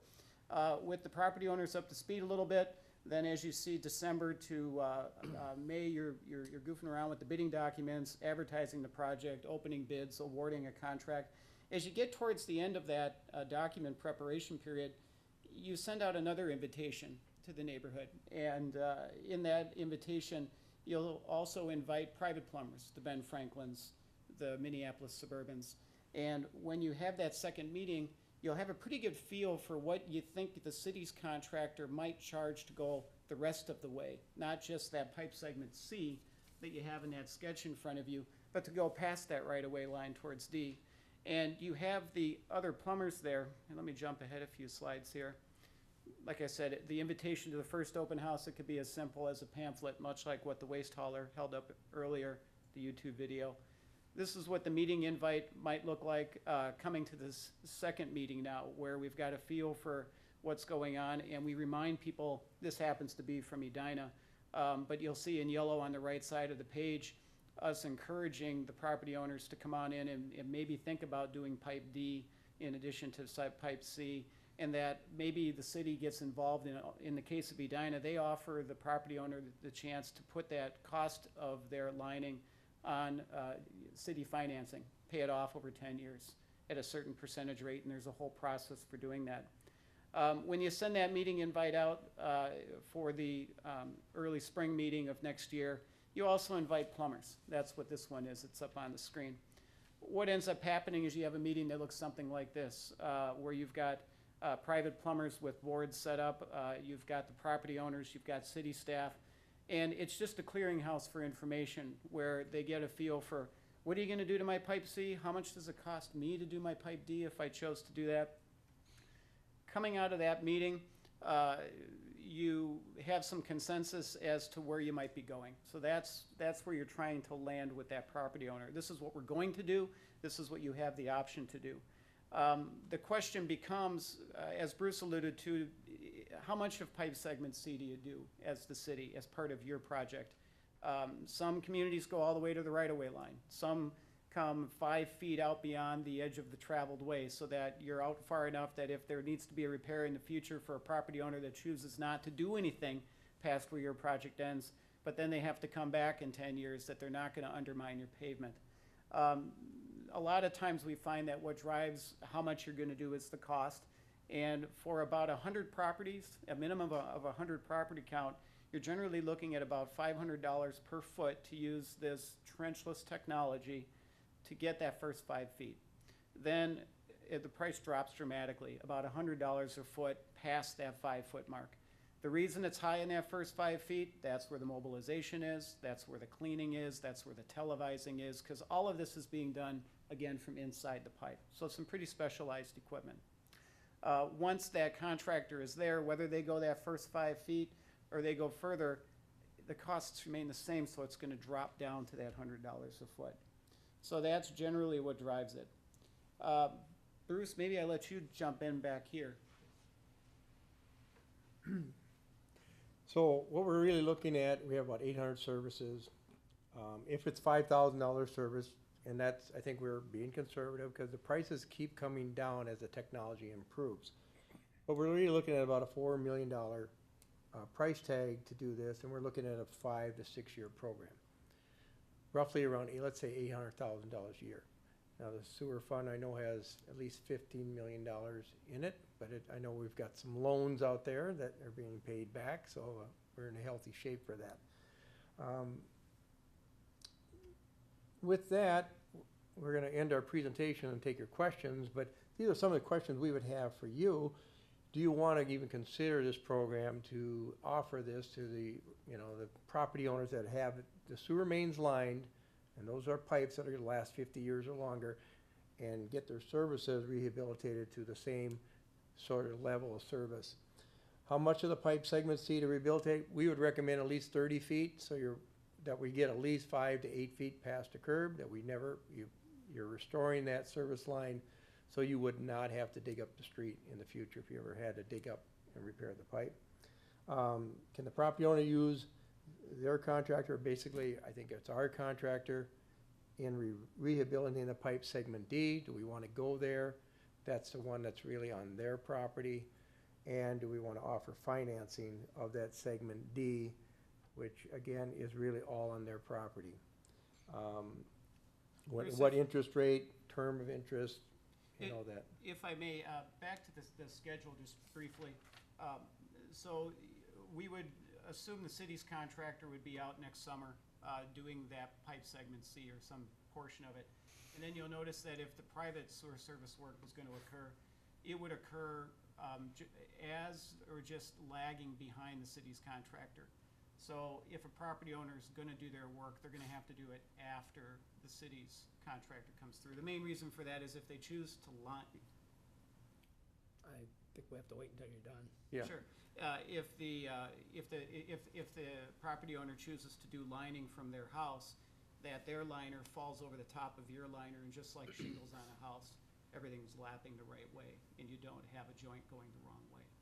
I'm sorry, Bruce. No, that's good. I mean, those are some of the, how this program could work. I know we just introduced it at the last budget meeting in CIP, but this is something that we could, was one of my goals that I had put forth, but it's one of the things that we could definitely do.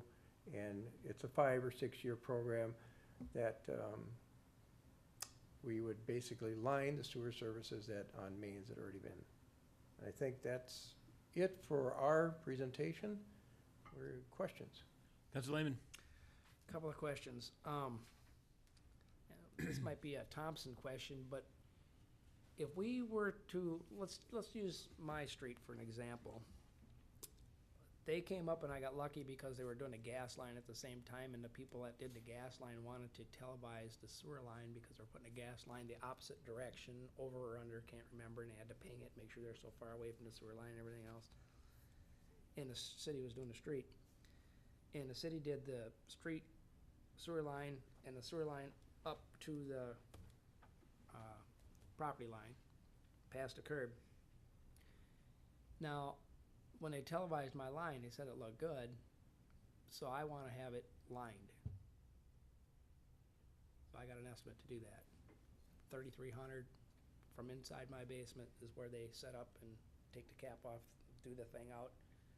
The question I have for you guys now is, doesn't it make more sense if the property owner wants to have that service and is willing to pay for that service from his foundation to the right-of-way, to have the whole thing done at one continuous lay instead of 2 pieces? I would say yes, and because it does make sense, but the question really is, how much should the city, pay? I mean, and then the property owner would have to grant us access, and they would have to be willing to pay that extra cost. Right. From From a technical standpoint, Paul can answer that too. I wouldn't be opposed for the property owner paying from the right of way to the house. if they agree, and this is the Thompson question that I had, so let's say we're doing my street again, and I say, gee, I'd like you to line from the foundation out to the street or to the property line, and if you wanna line all the way to the street, you guys pay for the property line out to the main, I'll pay from the foundation to the street, do it in one thing with your contractor. I sign an agreement to waive any assessment. If you're gonna finance my portion that I owe, it would be just like the street assessment. I'm waiving my right to appeal that assessment. You assess my portion from the right-of-way line to the property. I pay the 5%, make payments over it with my house payment. Sewer's good for 40 years, everybody's happy. Correct me if I'm wrong, but I think that's what Paul did say in Edina, that's what they do. They do allow that option where the contractor can go all the way, you have to sign the waiver, you have to give them access, but they're basically entering into a private contract with the contractor? Right, and can I ask a point of clarification? You're going from the house to your main, in your example. Well, I would be going to the property line. Right, and the largest issue relative to the city, most cities, is that connection between the main and your service pipe. By introducing the liner from your foundation and shooting down the pipe, you don't do anything to that joint between your service pipe and the trunk pipe in the street. The technologies that come the other way, they are designed to glue that entire connection back together and then shoot back to your house. Just So point that's- of clarification, Matt has a brand new service. Right, He's got a brand new service, so well, up to the property line. up to the property line, so the main and he Was all doesn't, glued back yeah, together. he's got a brand new, he doesn't need to do anything with that service. Then everything Bruce was saying is correct. Except I'd like the line from the property line to the house while it's in good shape. Well, I think the question for council, if you think this is a good program, we should move ahead. These are some of the details that we can work on as far as, offering that type of package to residents, financing. We have to talk more with our finance director and some of those things and legal. But those are things that Edina has done. There's ways to do it. How we best do that to offer that service to people if they want to take advantage of it. And like Paul was saying, if our contractor's price is too high and they want to have their own contractor do it, it could happen. Mhm.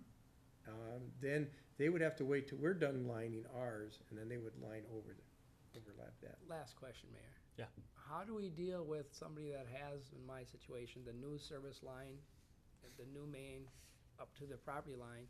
Now, I don't get this opportunity because you're not lining that line.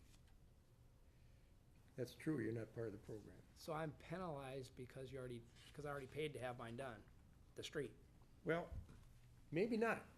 If we get a contractor in and we tell them there's other people interested in lining, there are smaller companies and larger companies. A lot of the larger companies that like to do 100, 150 services, sometimes they don't want to mess around with the house service. Mhm. But there are a lot of smaller companies that do the lining inside from the house to where you want to go, Matt. So I don't know if it's really being penalized, it's just that we're not gonna be doing your service because you already have a new service in the right of way. Right, but you prefer it to go from the main to the house, and if I hire somebody to do it from the main from the house, are you gonna pay me for your section that I'm doing for you? Because I would be doing from the main to the property line, which is your responsibility, and then from the property line to my foundation, which is my Okay, responsibility. let's clear up one thing. Okay. The service line, you own the service from the main The to the property house. line. To the house. You own that service line from the main to your house. I can't do anything with it after my property line to the, out into So the you street. own that. That's your, I can't fix it. You fixed it with the road project. right. But it's still your service line, because we can't control the operation of what you put down that service line. You own that service line. If it fails and it has to be replaced, you'll get the contractor who will go get the right-of-way permit to open up the street, but that's still your responsibility. Onto my property line.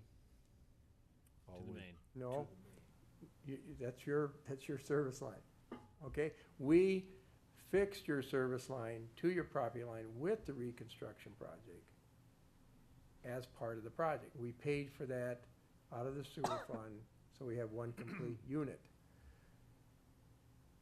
It's still your service line. So why would I fix something that was just Just fixed? Shakopee Public Utility fixed your water line, right, to your property line? I don't know. Sure they did. That's part of that project. But you still own the water service. Operationally, you own it from your house to the main. What else do I own that's not on my property? I don't know. Mr. McNeil. And this is one of the policy issues that when you get together with the Shakopee Public Utilities next week to talk about frozen water lines, just keep in mind, Mm-hmm. the sanitary sewers is the same situation that we have here, so. Mm-hmm. It's kind of a unique situation. We built it, we didn't, you paid for it though out of the sewer fund. You've been paying into the sewer fund. So essentially you paid for your sewer service. So, Bruce, you think we should do this? Why? What would be a good reason why we wouldn't do this? Good reason we wouldn't do it? Yeah. Well, if you don't do it, then eventually the sewer services will fail. And from experience, and you know that from Market Street petitions that were here last year, those can run up anywhere from $10,000 to $15,000, mainly because you're digging in the street and the street repair. By fixing the sewer service in the street area, we eliminate that. Now, if you have to fix up your sewer service, it's a lot cheaper in the boulevard, or, you know, you're not digging up the street and repairing all that. So that's the reason for it. It keeps our integrity of our street. It's very difficult, and Paul knows this too, we were talking about. When you're digging up a sewer service, it's very difficult sometimes to get good compaction in the street. You'll get settlements. It ruins the integrity of the street as well. So avoiding that is a good thing for the city. All right, Council Whiting. So I would assume we wouldn't be doing this for pipes like Orangeburg. You could. Would Depends work? the shape of Okay. it. And would we do it for all pipes, or would we only do it for pipes that are at a certain age, you know?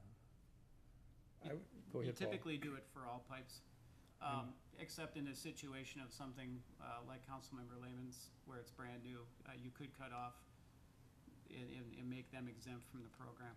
Well, he used his street as an example. I live on the Third Avenue. My pipes are invaded with sewer, tree roots. Mhm.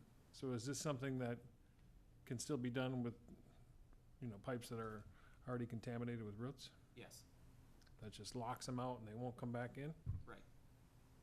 This will be a pipe in a pipe. The manufacturers that I specify, and there's 2 or 3 of them, they'll tell you it's a 50 to 75-year pipe.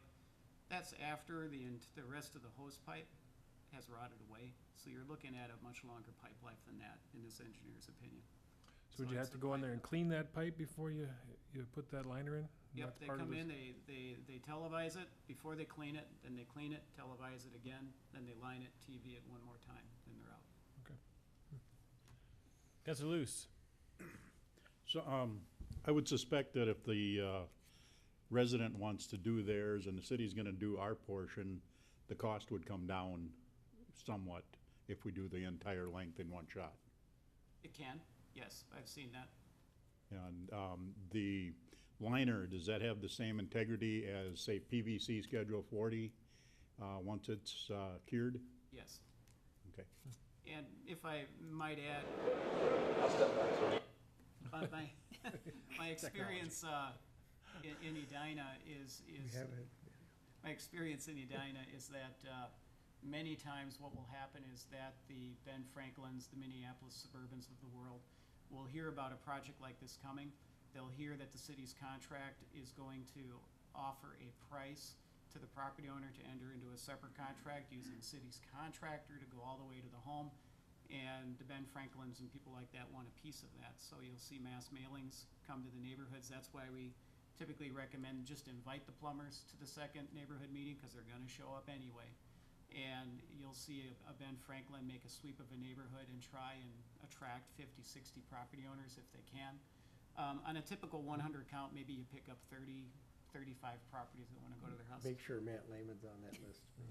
Understood.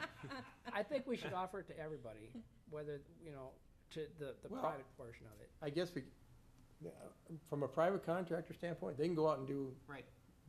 if they hear about it, and people hear about it, and they wanna have them come over and give them a quote while they're in town. No, I mean, if the city is gonna do a mass project, then whoever the contractor is, if any resident that wants to have it done, they should be willing to do that. as part of that contract.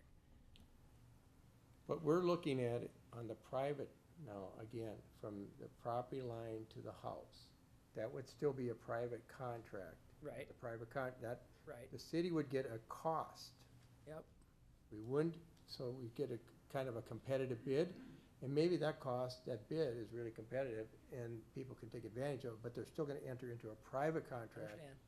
And then, whether or not we wanna finance that cost as an assessment, yes, we can offer that to, Yep. to many people. But that's something we gotta work through some of those details. I mean, we're kinda hitting you with a lot of information right now. I think it's Do you a great like the idea. program? Do you want us to continue, moving forward? All right, so- I think it's a good thing to do. Before we watch the sewer video, which it wouldn't be a meeting without a good sewer video, That's does true. anybody have a problem moving forward with this? No, I just have one quick question. Yes, sir. How does the pipe stand up with the freeze thaw at the curb line? I've seen pipes where they basically shear off because of the difference in freezing with the lawn being covered with snow versus the street being bare. Sure. City of Racine, Wisconsin's been doing this for quite a while, and no problems. And I can cite many other cities, but that's just one of them that There's comes enough to my mind. flexibility. There's enough, yep, exactly. Okay. It is a ductile product. Now is the time. You want, this, well, Oh, jeez. Oh, technology. technology, this thing is touchy. If Bruce can, What are we looking at? I'm gonna pause this for a minute, yeah. It's a sewer video. I took this at It's a clean sewer video. I shot this video at a conference. Isn't nearly as much fun. And what you're seeing is there's a piece of pipe. This is the trunk pipe, and pretend that trunk pipe is lined. Then here's one lateral. Here's the second lateral or sewer service pipe, and here's a third service pipe that goes. So what happens is that on these projects, they go in through the manholes. They'll have a long sock that travels up the manhole to the vicinity of the liners, or of the service pipes that want to be lined, and they have a one liner that's lining for a second time the inside of the pipe, of the trunk pipe, and then they've got 3 other liners loaded inside it that are going to blow out each of these 3 service pipes. And sometimes a picture's worth 1,000 words, so there we go. So you can see the robot inside the pipe, and they use that to help guide where they're going. Now there goes the first service being lined. While the liner advances up the trunk pipe, they move the robot back. Here they come up to the second one, and that one starts to shoot up that service pipe. And they keep blowing more air in, more air in, more air in. They go through reducers, they'll change sizes. There goes the third one, traveling up its line. The first one is gone, it's full distance now. And You could- that's basically That's all it is. kinda, and when it's all done, it's a new pipe. Does it reduce the size? You lose, on a 6-inch service, you lose about a quarter of an inch of ID. But that which you make up in the, what we call the end factor is a lot, it's Coefficiency a of lot more friction. slippery. Check. And where you get to the end, it's ground down and there's a smooth ramp so that the effluent jumps up and over and keeps going. How does that end of the pipe open up then? Is that, They have, Cutter. even smaller robots that climb up to the end and they cut those ends off. And they polish it and buff it and put the beveled edge on it. they're not drones? They're not droids, no. You need no FAA approval for a job. But, you know, you bring up a good point because they have $500 for the first 5 feet. The robots can work from inside the hose pipe. Once you go past that 500 feet, the robots have to get off of the main camera, the main robot wagon that you saw, and they crawl up to do their work. It's just amazing the size of the robots. We'll have and more what they can do. videos. Yeah, I'm geeking out right now. I'll be quiet. Thanks, Bruce. All right, so what, consensus was to move forward on that Yes. program. I agree. I agree. Okay, Yes, sir. all Angela, right. you don't get to have this much fun at your meetings, do you? Yeah. Okay, Wait a minute, you guys shot a video last night. are we moving on? Yes, sir. Trains? Trains it is. May I make a motion to take a 7-minute break? Second. Yes. Do we have any discussion? Seeing none, all those in favor? Aye. Anyone opposed? Passes unanimously. We are in recess for 7 minutes. You can always count on me. Ooh.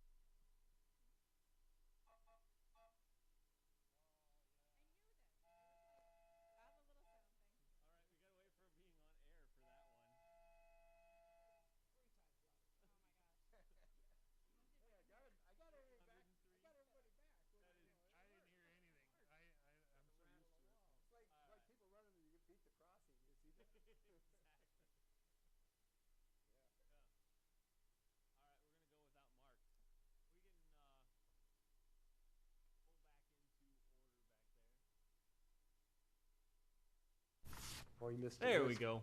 You missed a whistle. You can give more whistle. Yeah. We're back in, moving on to item number 8, D, discussion of railroad quiet zone. Mr. Loney.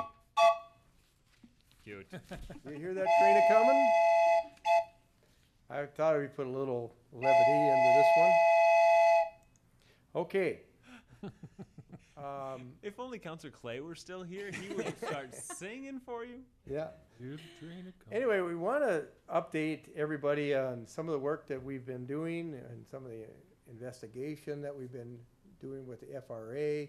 We met the representative Tammy Wagner, Councilmember Luce and Councilmember Lehman and I, and we get a little history of what are we dealing with. Okay, we've had a lot of talk about the train whistles and the impact to downtown and the 101 corridor. Well, let's get a little more information on what we're dealing with. So there's a train horn final rule that was effective June 25th, or June 24th, 2005. It required locomotive horns to be sounded at every public highway rail crossing.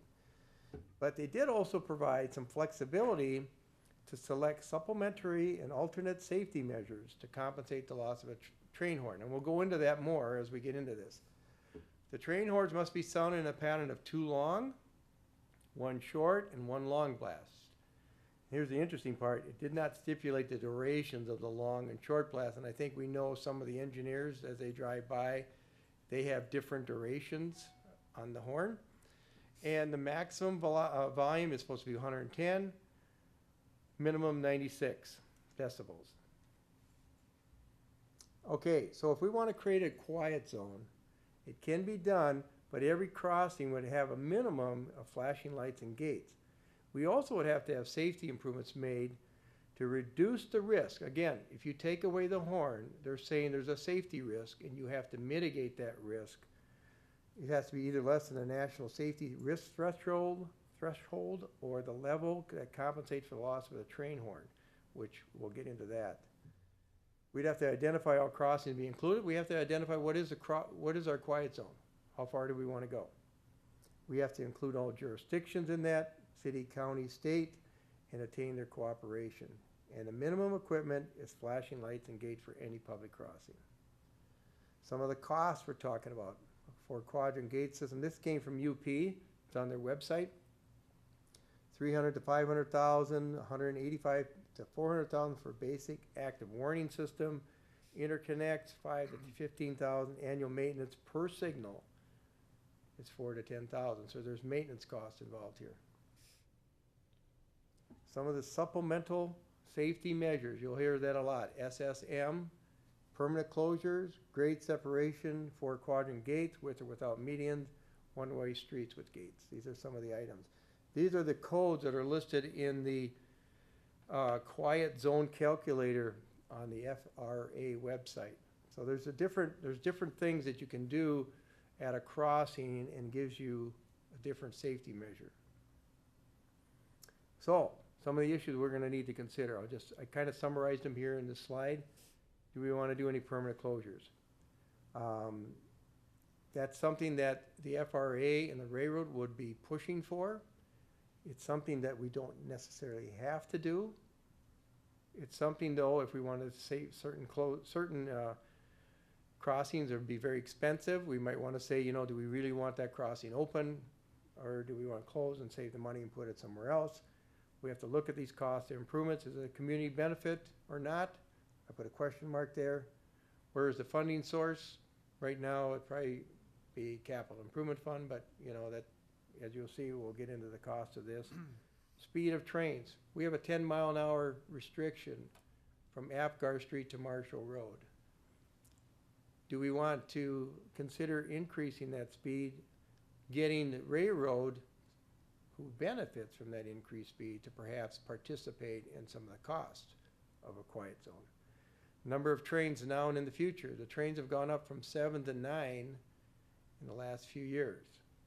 We don't know what the future holds, but we do know, there's some mine activity south of us here, Meridian Junction and a few others. There are either going to be trucks going through town, or there's going to be a train or two going through town. And one of the other things is a safety fence. If we do go to a higher speed, or whatever we decide there. If we want to put a pedestrian fence in, we have to have a certain amount of clearance from the tracks to put that fence in, and we do have Second Avenue very close. We'd probably have that fence right on the curb line. So there's some things there to consider. Here's what, generally, what I'm looking at, if we want to, I mean, we can always shrink this up, but I think this is where we want to go. There's an actual crossing here on the west side of 69 called Third Avenue. That's actually our crossing. I didn't know that, but It is. it is a public crossing, all the way to Saracen Street. We can shrink this up a little bit if we'd like to. Those are questions, you know, this is not by any means, just to give you an idea. You'd have to identify a quiet zone. There's a nice brochure that's on the FRA website. It has a guide. I can pass that on to council. I'll send the PDF to you. But some of the things in here, it talks about in order to create a quiet zone, I can get this thing to work. In order to create a quiet zone, one of the following conditions must be met.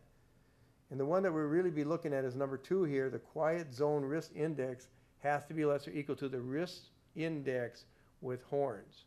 Meaning there's a certain risk index based on the speed of the train, the number of cars or vehicles passing the crossing, and then with horns, there's a certain risk factor, they say. You take the horns away, that risk has to be mitigated by a supplemental safety measure. Okay, so that's these SSMs here. Some examples here, I didn't show up, but this is a permanent closure, 4-quadrant gates, gates with channelization devices, gates with medians. They show this wayside horns. I found out what that is. It's basically a horn. It's $100,000 for this horn. And it will shoot up and down the roadway, not so it basically can kind of concentrate the noise. Most cities don't like them after they put them in. Ames, Iowa did it, and they took them out. That's what I found out. And it probably wouldn't work very well in a residential area like we have down here. But that's some of the things. The cost of any improvements is borne by the local jurisdiction, which would be whoever's requiring the quiet zone, which would be us. Some of the things, UP has always said, you close a crossing, we will participate in some dollars in closing the crossing. We'll give you some money. But that's about it as far as any funding opportunities. Legal considerations, there is some liability, increased liability, but if we do everything that we're supposed to do, I think it's fairly small, but if there ever is an accident, the court would hold liable, or they would determine the liability based on the fact that collision happened and whether or not the horn made a difference or not. But that's there is some increased liability with this. Okay, in the establishment of the quiet zone, these are the steps here. I'm not going to go into a lot of detail, just it does have a process that you have to follow. And a lot of this really depends on doing a risk analysis and determine what that is. Just wanted to point out here, we definitely have to work with the railroad, and the FRA makes the approval of the quiet zone. One of the main things we'd have to do is a notice of intent later on, and then once we get established, a notice of quiet zone establishment. So there's a whole process here that we have to be involved in, and it takes time. This sheet here is a summary of what we've got. If you look at this column here, train speed, you can see 49, 49. There's our 10-mile-an-hour speed zone that we have because of an agreement that we have in 1857. It talks about if you have gates with constant warning, those are the most current standards. So those are up to date. This would probably be the least cost intersection to improve. But if we have motion sensor flashers with no gates, we're looking at $350,000 and up to fix up that crossing. So those are, and these are all the crossings listed here in this area. So we have quite a few crossings in this probably 1.5 to 1 3/4 mile area. I did some examples here just to kind of, this is on the risk calculator. And the number here to look at here, here's the risk index with horns. that number, here's the quiet zone risk index without any horns. Okay, that number there has to be mitigated down to this number in order to get a quiet zone. I believe, I think I did it right. All these, I had to put in, everything has gates here in order to run the program, but not everything has gates. Okay, Fuller, Holmes, Lewis Street, they do not have gates. So this is kind of not quite right, but you can see what the number is. If we just close one crossing, now Minnesota Street, I closed that, it only had 630 cars a day. The more cars of a crossing you close, the bigger point value that would be. You're mitigating more risk. It only went down about 270 points. If I close a crossing and put a 4-quadrant gate on Spencer, where Spencer has 4,000 cars a day, we gain another 500 points. And again, the higher the volume intersection, the bigger, or the safety measure you put in, the more points you're going to get. And here I just did one. I had to if I close 3 crossings, and again, this is just an example. And then we had 5 4-quadrant gates in. I could get down to the level of the risk analysis. But that's kind of what we're looking at here, and I'm not an expert. This is really, I try to do the best what I could understanding how this works on their program. We definitely have to have a diagnostic team come out from the FRA. They would have to approve everything. But you have to have gates and flashers at a minimum at every public crossing. So we would have to upgrade those crossings for sure. And then you have to do other things to get your points. This is just another example. Close 2 crossings, you can move things around. And again, somebody who's an expert in this area would be able to guide us a little bit in this area. We don't necessarily have to close crossings, but that's something that the railroad and the FRA would be looking at. I'm not going to blow the horn again. I am done with the presentation. But that gives it, hopefully it gives you an idea of what we're dealing with. So, questions? What, before we get there, what are the next steps that are possible with this? Well, I might let Councilor loose. He's my expert that I go to. Okay. Yeah. I think our next step is to approach railroad and see how sincere they are about getting a speed increase versus them paying for a good portion of, or a portion of this process. If they're not willing, I say we're done, because we can't afford to do the whole thing ourselves. Okay, Councilor Mokel?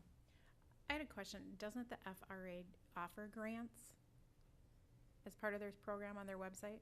When we met with Tammy Wagner, I believe she said there are no federal grants. It was specifically written in that statute, I believe. Mm-hmm. Well, it's on their website too. You can click There on has grants. been, but they're depleted. Yeah. And I don't think the grants are for this purpose. There might be grants for other things like painting a railroad bridge or something like that. It's not necessarily for the quiet zone I mean, process. we got several grants to put gates and flashers on Atwood, Scott, Apgar, Spencer. I mean, we could do some railroad safety improvements. And some of those railroad safety improvements could go towards a quiet zone. There are some of those things, but I think we've tapped out on our grants that we've been getting. We got quite a few of them. Councilor Lehman? Okay, just a couple clarifications from that meeting on the comment sheet that Mr. Lewis put together. The fence requirement, my understanding was 12 feet from the center of the track, either way. The FRA is the agency, so it's actually federal people that may require the fence based on your risk analysis. So you don't necessarily need the fence if you meet the safety requirements based on a risk analysis by other measures that you take. But you don't know until you plug in what you're doing to see what you get to. Let me finish a couple of these. The cost that they were kicking around for 4-quadrant gates at a crossing, it was anywhere from 350, the one guy was saying, and the other gal, Tammy was saying it's probably more than that, 450 maybe, or up to 600, I think it was. And then there's another little piece of cost on some of these crossings, and some of ours are already upgraded and some of them aren't. For the electrical upgrade that would be required for sequencing, is that what they call it? Sequencing, so what it actually takes a frequency of the train coming down the track Constant monitoring. that kind of electrical ability that when a train's coming down a track, a frequency is transmitted on the rail to the box that tells it how far in speed and makes them automatically trigger. So some of ours would need to be upgraded, and that's an additional cost. And I think that was the 45 to 50 per location. No, the major cost is the electronics. That's the silver box that sits next to the intersection. Well, I know the four gate quadrants are pretty But expensive too. each gate arm is approximately 45,000. So they said it was like 350 to 600 for each crossing. Correct. It's like, holy. Plus the gates? No, No, that's included. And then the FRA still has, let's say we had all this done and we had a quiet zone. They get to come back in 3 years and say, you know, we're gonna start blowing the whistle again unless you do X, Y, and Z. So they get to come back every 3 years and do a review and put more things on you if they want to, if they have some justification, I guess, to do that. Maybe you had a couple accidents or something.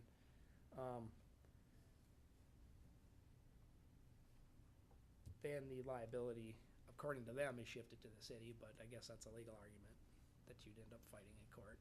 Obviously, if somebody crosses a track where there's no crossing, drunk or something, hopefully the courts would say it's their fault, and we shouldn't be liable for that, but.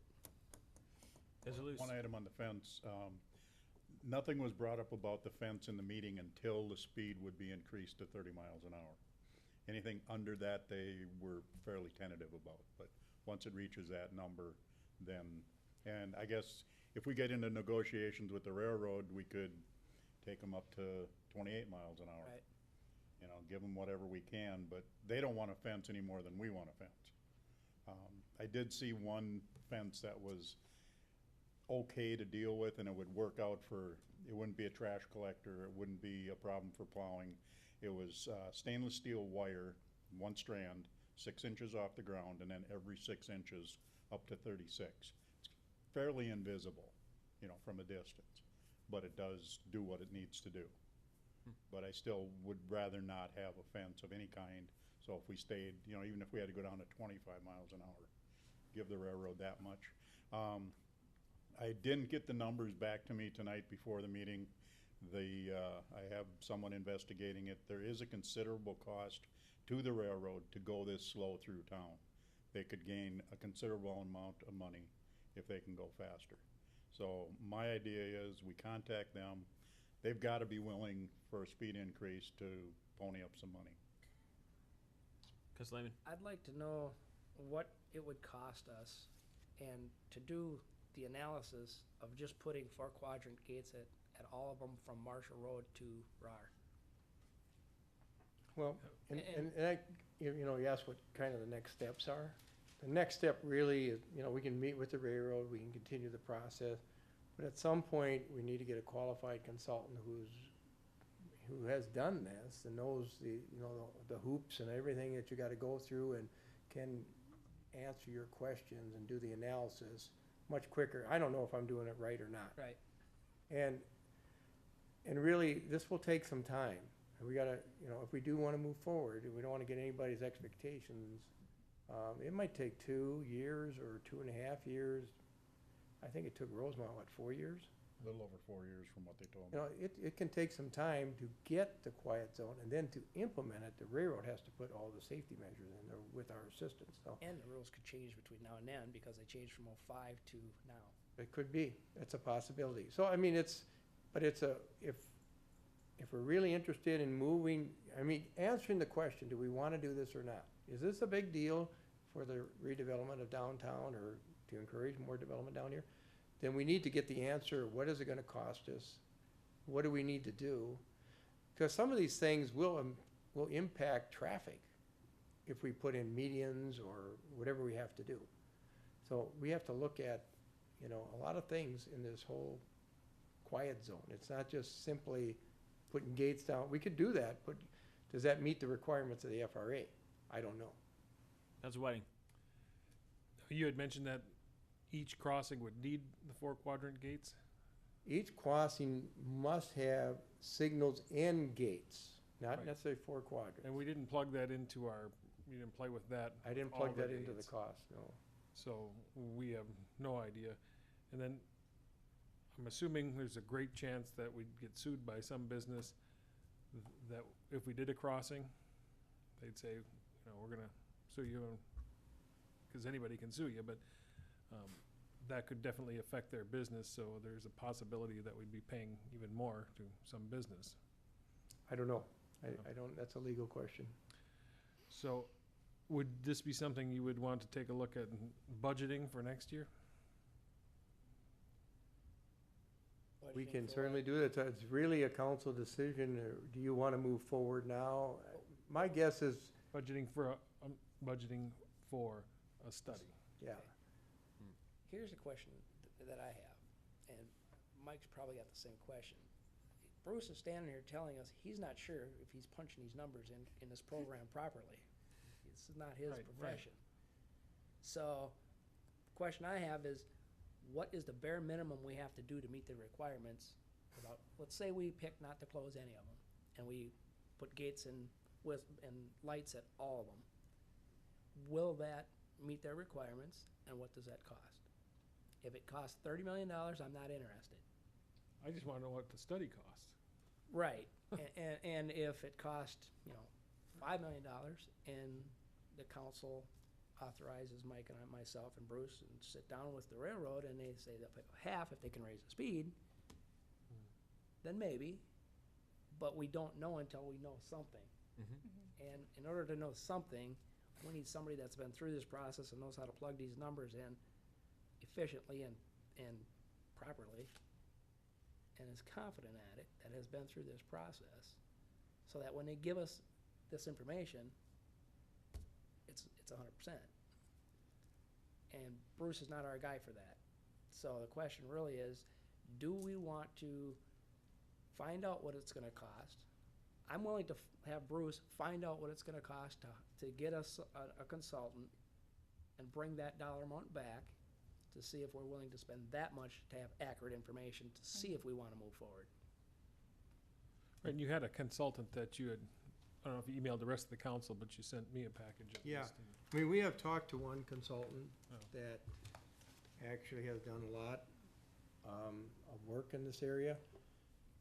And there's a couple others that I know of, so I mean, I can get a ballpark figure. I was thinking, depending, and again, it depends what we want. If we want just simple, take what we've got right now and figure out what it's gonna cost us to get a quiet zone roughly, we can probably get that and not do some of these other issues, the train speed or any of those issues. We probably can get it done, I'm pretty sure under 30,000 if I remember right, but we'll verify that. I mean, this is gonna be it's a lot of work, a lot of coordination with the railroad and the FRA. And again, knowing what you can and can't do, what are the traffic impacts of doing certain things. Now, if we can put 4-quadrant gates, if that's gonna be acceptable, we certainly can probably get that done maybe under 30,000. But I can get some ballpark budget numbers of a good study and bring it back to council, or because I guess, I mean, budgeting for next year, then, okay, we'll wait till next year. Is this something you wanna wait till next year? That's the Well, real question. Do you have money in your professional services budget this year? Not enough for Not that this. Mayor and Council, if I could, I think you need to give some direction in terms of, is this something for which you're interested? Bruce can come back, we can figure out what that number is. If it's something you're serious about, we'll find the money to do that this year rather than waiting until next year. I mean, it's just, that shouldn't be your pain point. Councilor Lewis wanted to say something first.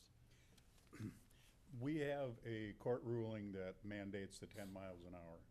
And if I read it right, and Mr. Thompson would have to double check everything, it reads that till such time that safety measures have increased, the speed stays at 10. If we go through and make all this changes and make it safer, the railroad can automatically go to court and say, we want a speed increase without participating in any of the safety measures. So I think it'd be ridiculous of us not to go to them and say, we won't go forward unless you Participate. Yeah, you have to participate. Absolutely. That doesn't affect our study. It doesn't affect our study. The issue, Mark, in all fairness, is the amount for the study is not the big issue. Whether I wanna go forward or not, I have no idea. I don't know what I'm up against. Well, You know?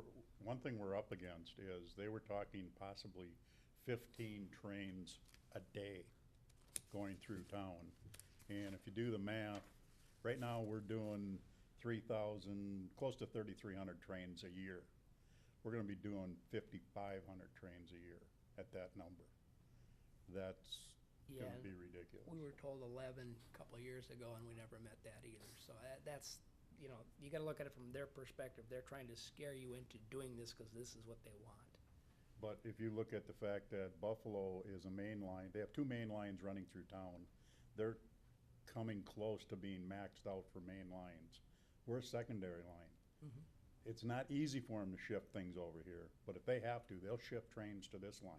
They'll lay on the horn all the way through here too if they wanted to, which they do because they want us to go for a Friday quiet night. zone. Right. You know, Exactly. All right, so I'm hearing two different things and maybe two things that can happen at the same time. One of those being investigate what a study would look like and cost for that kind of thing. And then a second thing, talk to the railroad. Is that, do those things make the most sense to happen at the same time or sequentially? Councilor Luce. I think the railroad, you know, they have been through this many times. They could probably give us within a few $1,000s what the cost would be without going to any consultant. Obviously, we need a consultant because we've got to cover ourselves. But preliminary, talk to the railroad. If they want to participate, we move forward. If they don't, we're done. If they do, they should be able to give us some preliminary numbers.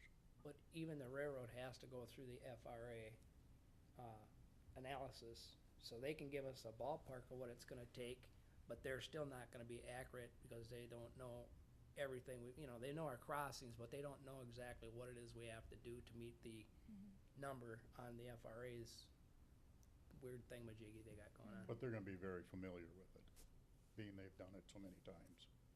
I wouldn't rest my hat on what the numbers that they give me, because it's all gonna be based on what the FRA says has to happen in order to meet that number thing. And it doesn't mean that they're necessarily gonna close the gates we want closed either. Right. Well, the railroad can't say which ones we close. No, but if they're using that in their calculations, that's what I'm saying. I just wanna Okay. say one more thing. Please It's gonna do. take some time. Mm-hmm. We'll have plenty of time to talk to the railroad. I mean, and they're very, in my experience, they're very non-committal.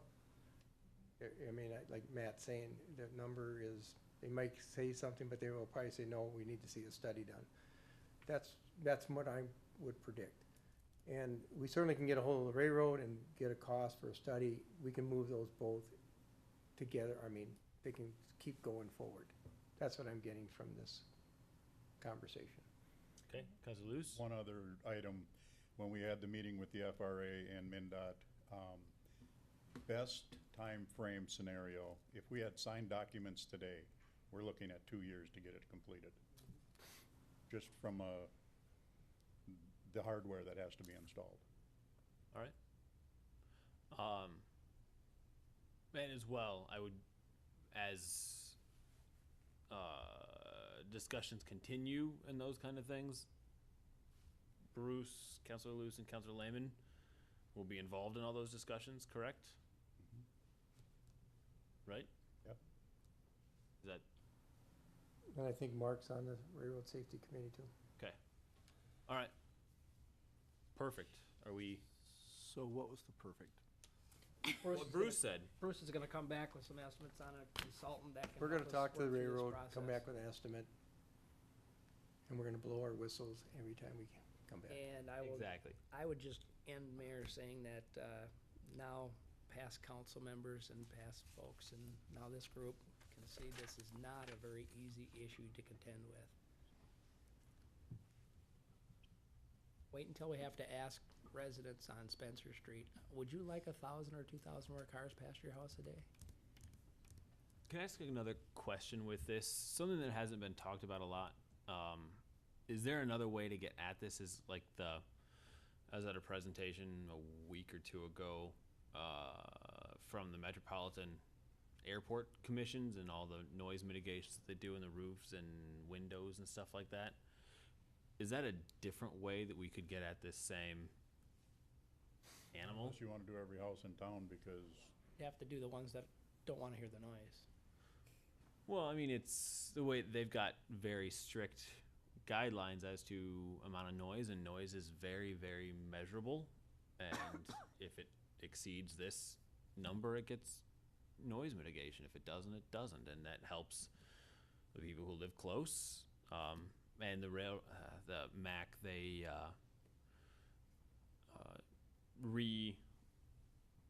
look at it, and they do all the measurements every year for as planes fly in different patterns and those kinds of things as to where it makes the most impact, and they continue to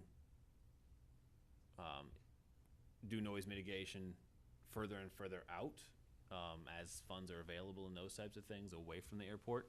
And I don't know if that's something, because I can absolutely hear, and you can absolutely hear the train from your house, but does that warrant a quiet zone? I mean, does that warrant yeah, you take all the that kind of stuff? perspective of where you live and where I live, and then take the perspective of 6th Street down to 2nd Street, those people. That's exactly what I'm talking about. I mean, I don't even hear it. I hear it. I think Yeah. it carries higher and people are bothered by it more up the hill, and that's what's strange about the sound. You know, either that you get so used to it, you don't hear Well, it. and but- some are bothered by it and others aren't. Right. So, I grew up with it, I'm used to it, it doesn't bother me. But I will say, I do notice But that ever the train since- guy comes, some of them lay on Friday it, night some guy. of them are Right. nice about it. the Friday night guy. Or the Saturday Yeah. morning. I think I pay more attention to it now that, Yeah, I gotta ask myself, talking you know, what you're talking about, I've thought about that, and I thought, God, it's probably cheaper, you know? Right, and I don't know if that's the case, because I mean, downtown businesses, for example, the only thing that it really affects in my mind is the residential piece of it and getting continued residential development down here. But I gotta think that any new buildings that are put in could have, I mean, significant noise mitigation built into the building as it's built to make it, I mean, you're never gonna eliminate it by any means, but I guess we're not asking to eliminate it, we're just asking to reduce it. I mean, 169 is pretty loud at my house, but I live by 169 and I get to deal with that.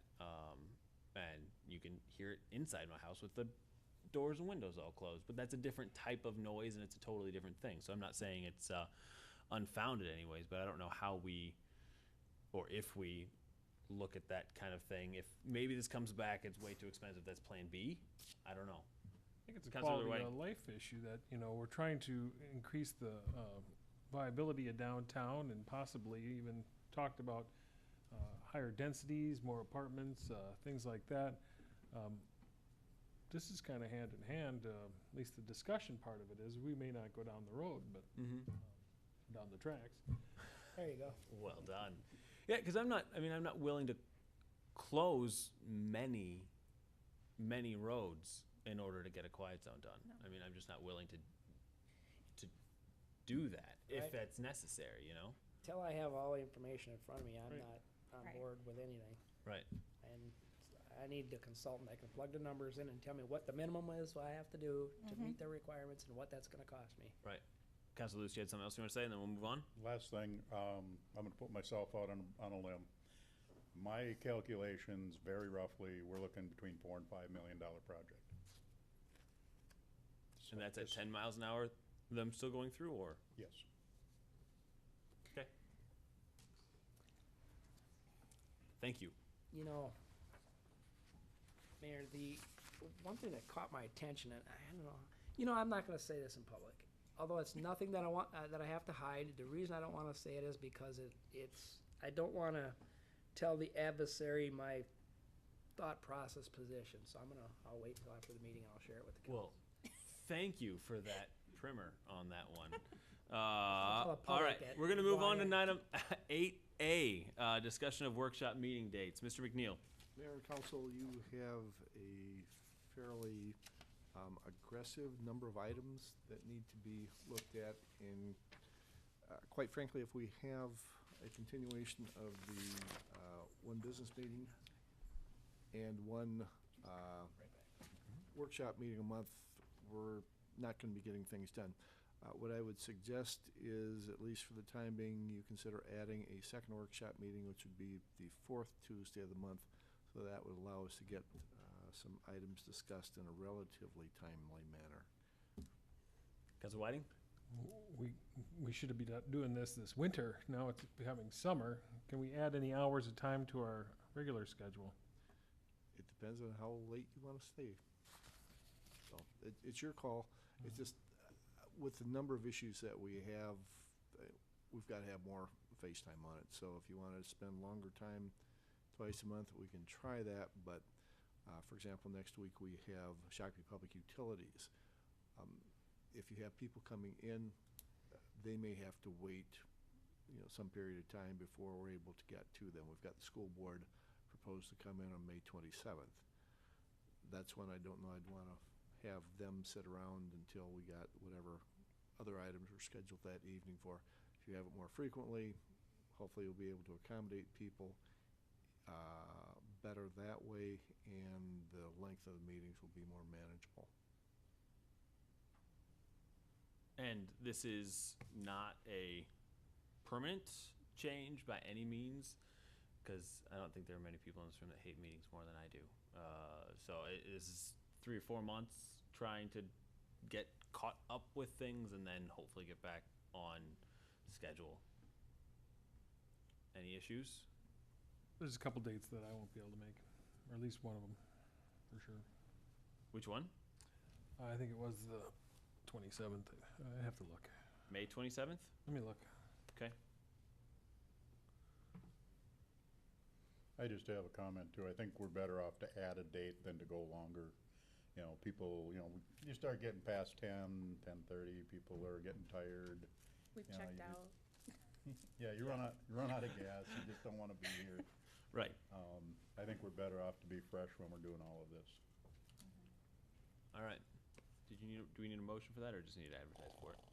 I think we'll just, if people are okay with it, we'll schedule these. And if we realize, especially during the summer, that you won't be able to make each of them, just let us know, and we'll try to, if there's something that is critical to have all of you, we'll try to avoid that particular night. July 22nd, I won't be here. Yeah, that's. July 22nd? Were you out 3 months already, or? Nope, we don't have one for July 22nd. Okay, well, you had 3, possibly 3, I thought. So are we adopting these? Is that what we're doing? Those were. All we need to do tentatives. is We're just- advertise for 'em. At this point, we're just, Counselor, we're just trying to get an agreement that we can go to a third meeting in a month, and we'd be looking at the fourth Tuesday. What's a business meeting? Business meeting would be when we were doing things that are more traditional in terms of our council activity. The normal meeting. The normal Okay. meeting. Normal meeting. All right. Can I make a motion? I would like to make a motion for May 27th meeting for the staff to bring a single-page document outlining each city department's plus economic development's plan of work for the next 6 months, so we kind of have an idea of what's going on for each department. Does that All make right. sense? You say it again? For the staff on the May 27th meeting to bring forward a single-page document outlining each city department's plus economic development's plan of work for the next 6 months. Is that clarification, single page for all 8 departments or 8 single pages? I would like to see it single page. I mean, if it goes on to 2, I guess it's workable, but Single just so page we for each have department. No, a single page. single for- page. Okay. So then we just kind of, because it's only going to be 6 months of work. So I would think the 3 items per department. Does that make sense to everyone? We have a motion. Do we have a second? I'll second. Second by Council Luce. Discussion? Seeing none, all those in favor? Aye. Anyone opposed? Passes unanimously. Anything else? All right, item 9, adjourn to May 6, 2014 at 7 PM. Motion to adjourn to May sixth, 2014 at 7 PM. Council Whiting, do we have a second? Second. Second by Councilor Luce. Any discussion? Seeing none, all those in favor? Aye. Anyone opposed? Passes unanimously. We are adjourned.